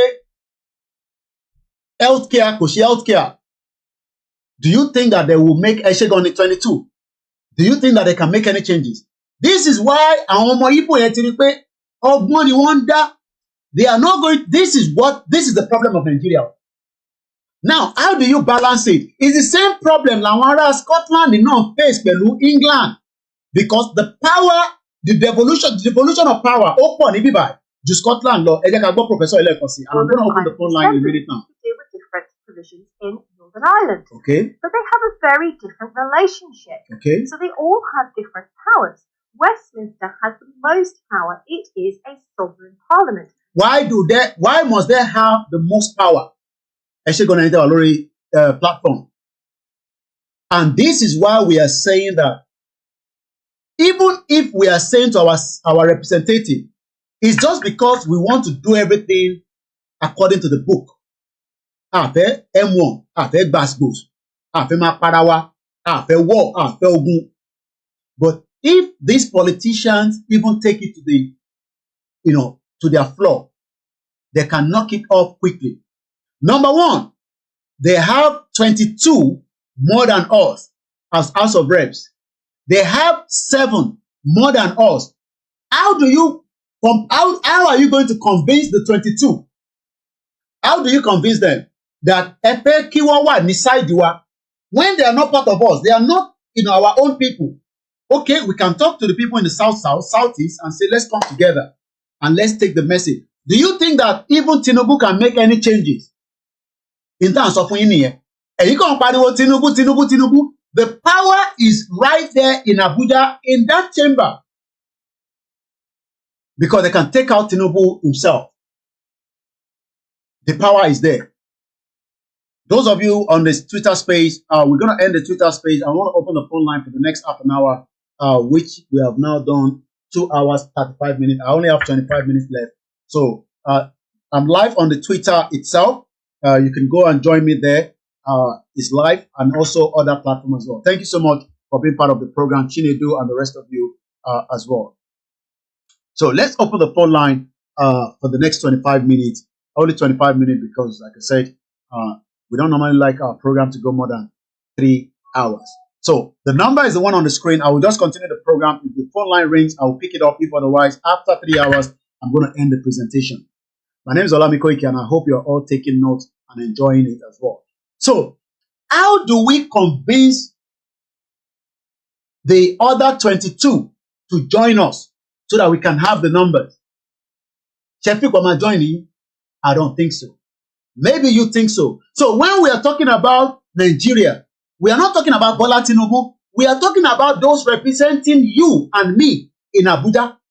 I am not talking about the state level now. I am talking from the point of Abuja, the green chamber, and the red chamber. And it is always like that when one is marginalizing the other. Let's look at the state. Southeast have 5 states. South-South have 6. Southwest have 16. Together, that's 17. Let's go and look at the north. In the north, Northwest have 7. Northeast have 6. North Central have 6. They have 19. That means they have 2 states more than us. How do you beat that? It's not possible. The northern state have 419 local government. The southern state have 357, making it 774 local government. Benny, 2 different ideologies. You're right, Mr. Positive Vibes on the TikTok. 2 different ideologies. Okay, I want to live in Nigeria for argument's sake, but I don't want to live in a Nigeria where they are controlling more in the north. What do we need to do? We need to bring down the constitution. Technically, more senators and more House of Reps representative members. Lagos State and Kano State was created at the same time. Now, currently, Kano State has divided into 3 states. So, anything and so like Tinubu, I want pointing the inside of the problem. And I am not the one that have presented this. I am just going according to those that have brought it forward like this, and it's our own job to now recite it to you. This is where the problem is. So, Tebade is the problem. How do you confirm that we have 357? Even among that 357, Yoruba has 191. Well, I mean, in total. So 774 local government, but the North takes 419. Let's go further. Contribution from federal allocation. When they say contribution, owo ti won da sí àpò ìjọba. Because some of you don't know that there's what they call contribution. Owó tó ń dá sínú àpò ìjọba. Jigawa, 92%. Contribution from the state revenue, 8%. Katsina, 92%. Contribution from the state revenue, 8%. Yobe, 92%. 91% rather. Contribution from the state revenue, 9%. Taraba, some of these states, I don't even know what. Why do I want to go to Taraba State, even when it's not safe? 90% contribution to the federal allocation. Contribution from the state revenue, 10%. Sokoto, where our people from Akwa Ibom were kidnapped, and you want us to remain together. Contribution from the federal allocation is 89%. Contribution from the state is 11%. Adamawa, where Atiku wants to steal money from Nigeria and sell us back to the Arabs, 91%. That's why he wants to destroy Bola Tinubu by bringing out whatever he has on Bola Tinubu from Chicago. Atiku will never be the president of Nigeria. He has been doing that since Abiola time.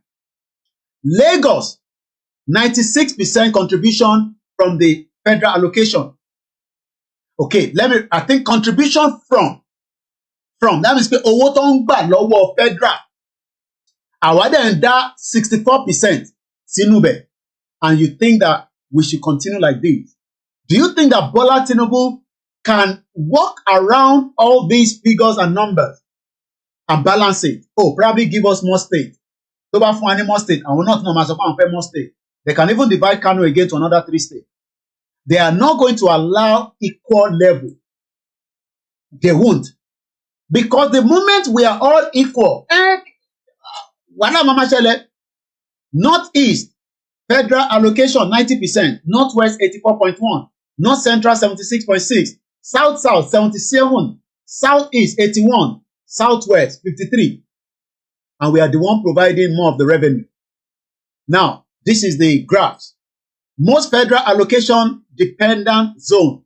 South-South 17%, Southwest 11%, Northeast 19%. Every time they are saying that there's poverty in Nigeria, it is the Northeast and the Northwest and the North Central that say there's poverty. Politically, the North is crafty and ahead in political calculation. No, they are not ahead, sir. That is what the British told them. The British told them, go for the military. While we are studying, they kept the military architect of Nigeria. And they've held on to it for a very long time. So in that period, they've been able to marginalize and conquer every one of us. British does often way a man love okay, look at Buhari, he went to look at. He became a general. So one thing is, until we say enough is enough, United Nations always see the Northeast, the Northwest, and the North Central. When Antonio Guterres, the Secretary General of the United Nations, came to Nigeria, as far as they're concerned, not Nikon Yanje. Are we saying that the people in the Southwest are not hungry? The people in the South, in the Southeast? We are not saying that the people in the North are not hungry, but why are they focusing too much in the Northeast and the Northwest? We are just less than 25 minutes to the end of this presentation. We're going to come back again with the same topic tomorrow. Now, let's go further again. When you look at it now, the southern state is 45%, while the northern state is 55%. This is the graph. TikTok. So, and those of you on the Mixlr as well. Now, let's look at the internal generated revenue, known as IGR. In the Southwest, it's about 561 billion. I won't be talking about the other numbers.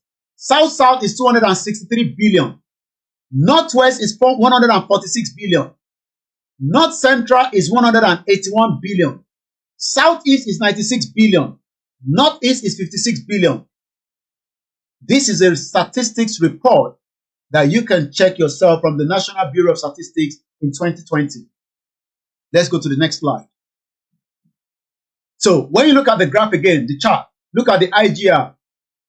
So the blue is Southwest. We are the one putting more into Nigeria, 43%. The South-South is pulling in as well. They are putting 20%. The North Central is the one in the gray. They are putting 14%. The Northwest is putting as well, but they are only adding 11%.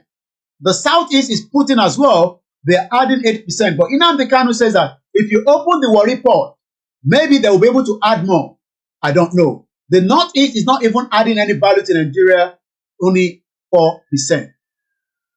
Now, solution provided, restructuring, they said no. State police, they said no. Do you think that this current administration will give a state police? The state police is important. And I'm going to close. I'm going to open another slide quickly.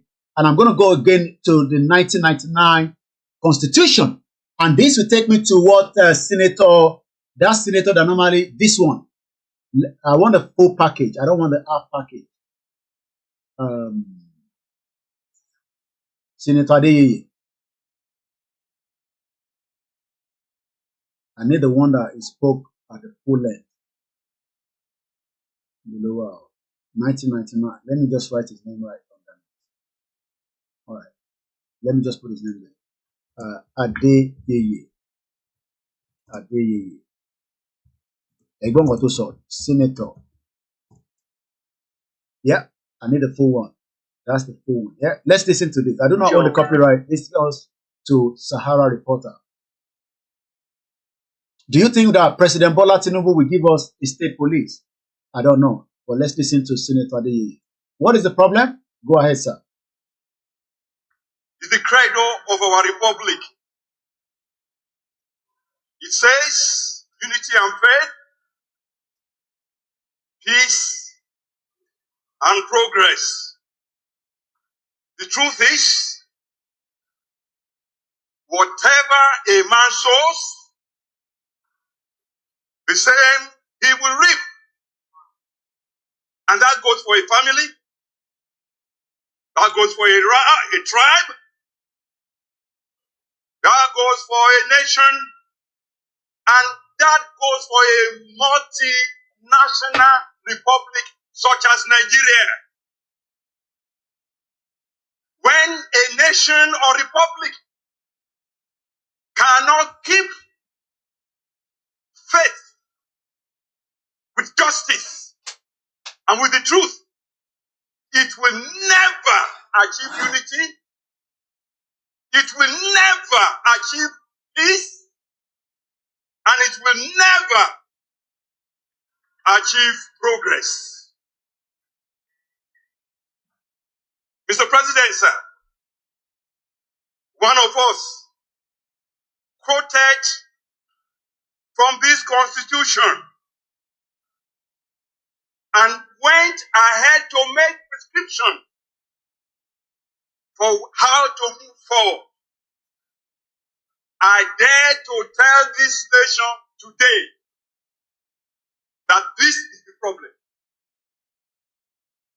This constitution can never give us progress. Okay, up and go.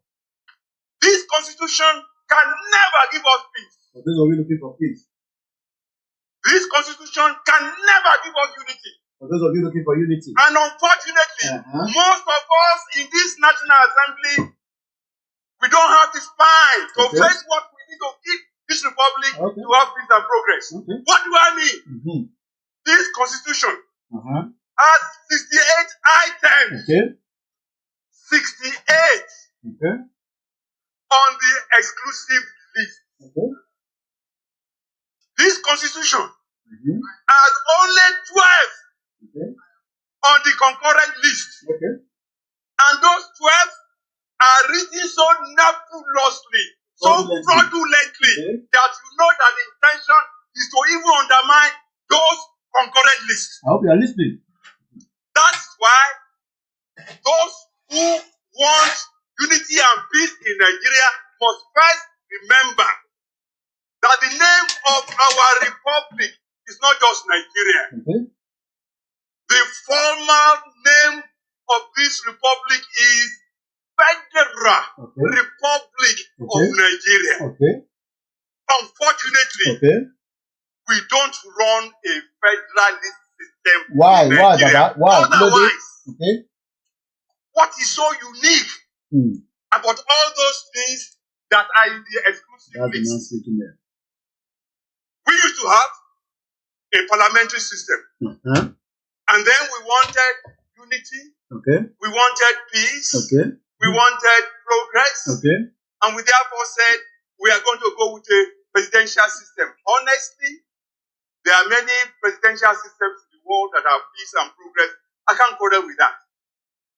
But we must put in place the same safeguards that presidential system across the world put in place so that you can have what it needs to run the society. In this chamber, the red chamber, we tried it failed to federalize the police system. In this chamber, we failed. Why do they fail? 22 from their side will not support a police state. 22. Ẹ̀gbọ́n mi positive ni. The state police will be dismantled. The Fulani jihadist tendency in the south. So they will not let it go. So when some of you are not, but we are trying our best to explain it in a layman. Baba ini kò lè work. It failed. So if it has failed, how do you think they will give you what I am asking for, which is the right of the Yoruba people, which is inalienable right? It get as it be. We failed because we didn't summon the courage. They didn't summon the courage. The wisdom. The wisdom. The tenacity of purpose. The tenacity of purpose, because Ahmed Lawan, body language. That was the former Senate president that Buhari wanted to use to overrun Bola Tinubu. One sọ̀rọ̀ tó wà important, àwọn wèrè tó wà lẹ́yìn, one bastard. Àwọn senator tó wà lẹ́yìn, one son tó ń dun Nigerians. Ìyá mi Esther ni I came late to the class today. Technology lè rewind ẹ máa bá lọ báyìí. ẹ wá rántí ibi tẹ́ gbọ́dé níbí báyìí ẹ wá padà sẹ́yìn Ọlọ́run jẹ́ ká padà sẹ́yìn ẹ̀rí wọ́n ẹ̀ padà. Wọ́n san tó ń dun Nigerians ẹ wò yẹn pé ó fọwọ́ rin mú ẹ wọ́n méjèèjì the other side tó wà lẹ́yìn ẹ wọ́n that Senator Shehu Sani nìyẹn ó ti jẹun yóò bẹ́ẹ̀. If you become a senator for 4 years if you know how to manage your money o ní láti wà poor Nigeria. Ẹ wò sí you now go and see Senator Shehu Sani on Twitter ó ti di Twitter warrior. Bàbá wa Samson Adékúnlé Mokin wọ́n san tó ń dun Nigerians lọ́kàn ẹ wo engagement tiwọn they are not serious they failed. Ẹ̀gbọ́n mi positive ni no meaningful progress can be made in Nigeria through the ballot box only ìbí kan tí ṣe òrẹ́jú sọ pé revolution àwọn kan ní no àwọn fẹ́ revolution let's go and vote wọ́n gbé Peter Obi dìde wọ́n ní obedient movement is a fraud. They know that. And the vision and the understanding of what is making nations across the world to work. Thank God. A man from Otukpo. The man from Otukpo? Kí ló máa ṣe man from Otukpo, bàbá? Was the DPO in my local government. Why now? Say a man from Otukpo cannot be a DPO. Are we not Nigerians? Make una dey play. This country is not about Tinubu anymore. It's about we, the indigenous people now. Tinubu will be there. He's enjoying his life. Tinubu is enjoying his life. The people around them will enjoy their life. They will try their best to fix Nigeria. Moki our Ugini Ekaboma. Moki our sister Kemi Jobs. Thank you so much for listening. Moki our Kapila. Tinubu will do his best. We pray for his good health. We pray for him to succeed. But the chances of him succeeding in Nigeria, when I was chairman. What happened to Otukpo? Stop telling us when you're chairman, Baba. The man did not speak Igbo. And then so what? Are we not Nigerians? Are we meant to speak Igbo? Baba, are you not a Yoruba man? You see why there's so much nepotism among the Yorubas. The man does not speak Igbo. Must he speak Igbo? English is our first language in Nigeria. Waris, you know the Mokia. Answer. Oladeji sọ pé 419. Must we speak Igbo? He doesn't need to speak Igbo as long as he can speak 12 pidgin English. But that is why we are saying that this system is not working. It's not about Tinubu. Now the Igbo local government. And no, if Obi for Kwara State local government, what has that got to do? This is part of why they could not get it right at the Red Chamber. You can imagine, Shehu Sani is no longer the senator, but anyway, but what didn't discuss over Igbo.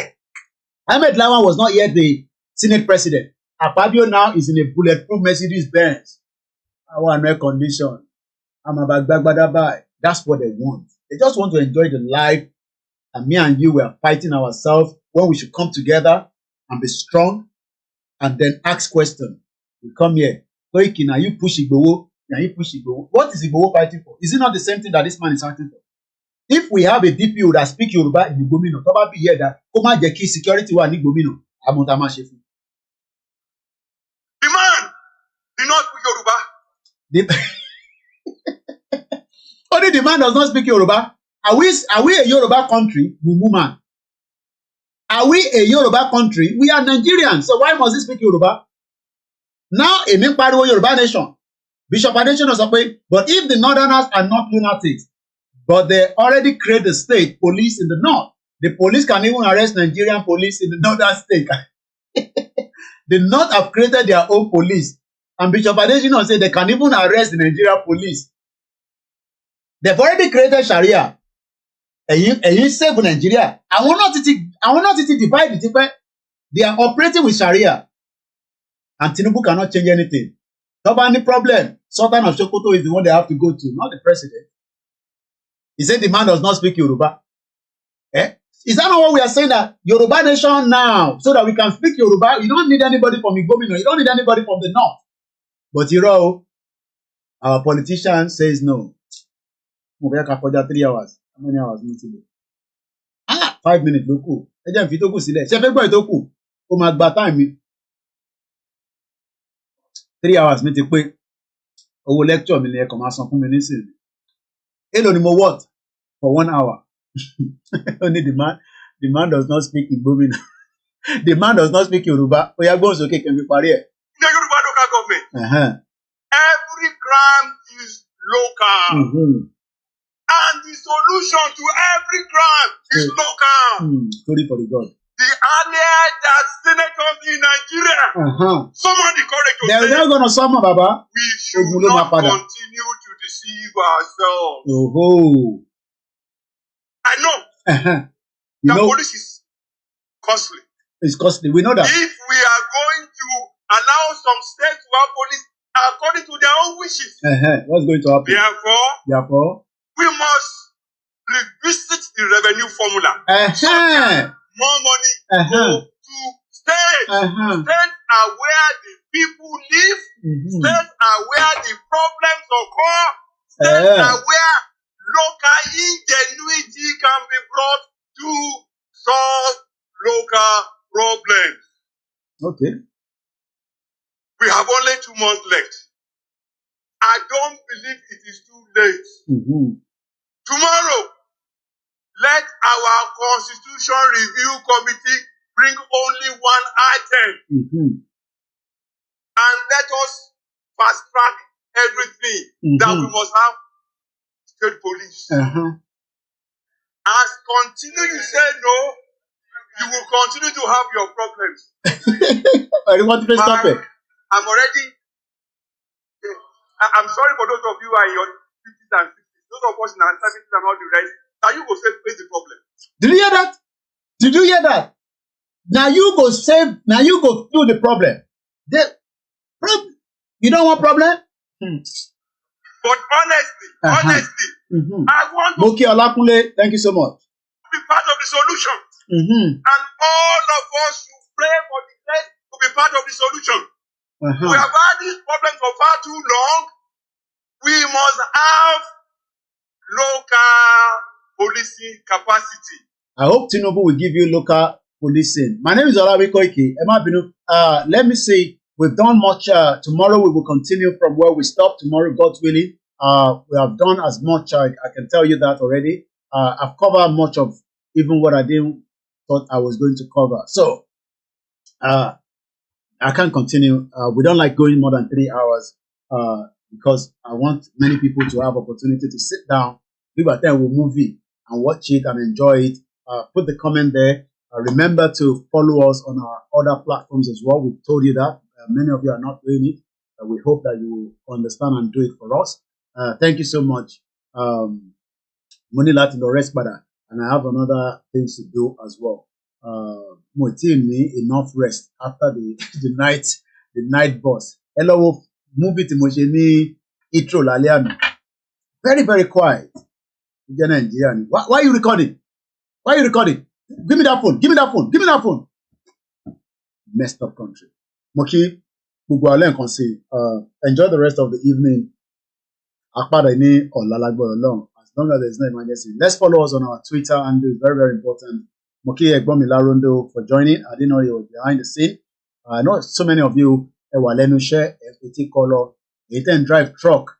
They in public office, businesses, gbogbo salon káàkiri gbogbo àgbáyé títí dé Nigeria. Ọlọ́run ọba Elédùmarè á wà pẹ̀lú wa. I am Olayomi Koiki of Koiki Media, the last man standing for Yoruba Nation. Thank you so much. Enjoy the rest of the afternoon, and bye for now. Thank you so much. Good afternoon. Moki olórí ẹbí wa wà látà. If I didn't mention your name, please don't be upset about it. Sometimes there's no way we can pick everyone. Thank you so much. Good afternoon. Bye for now.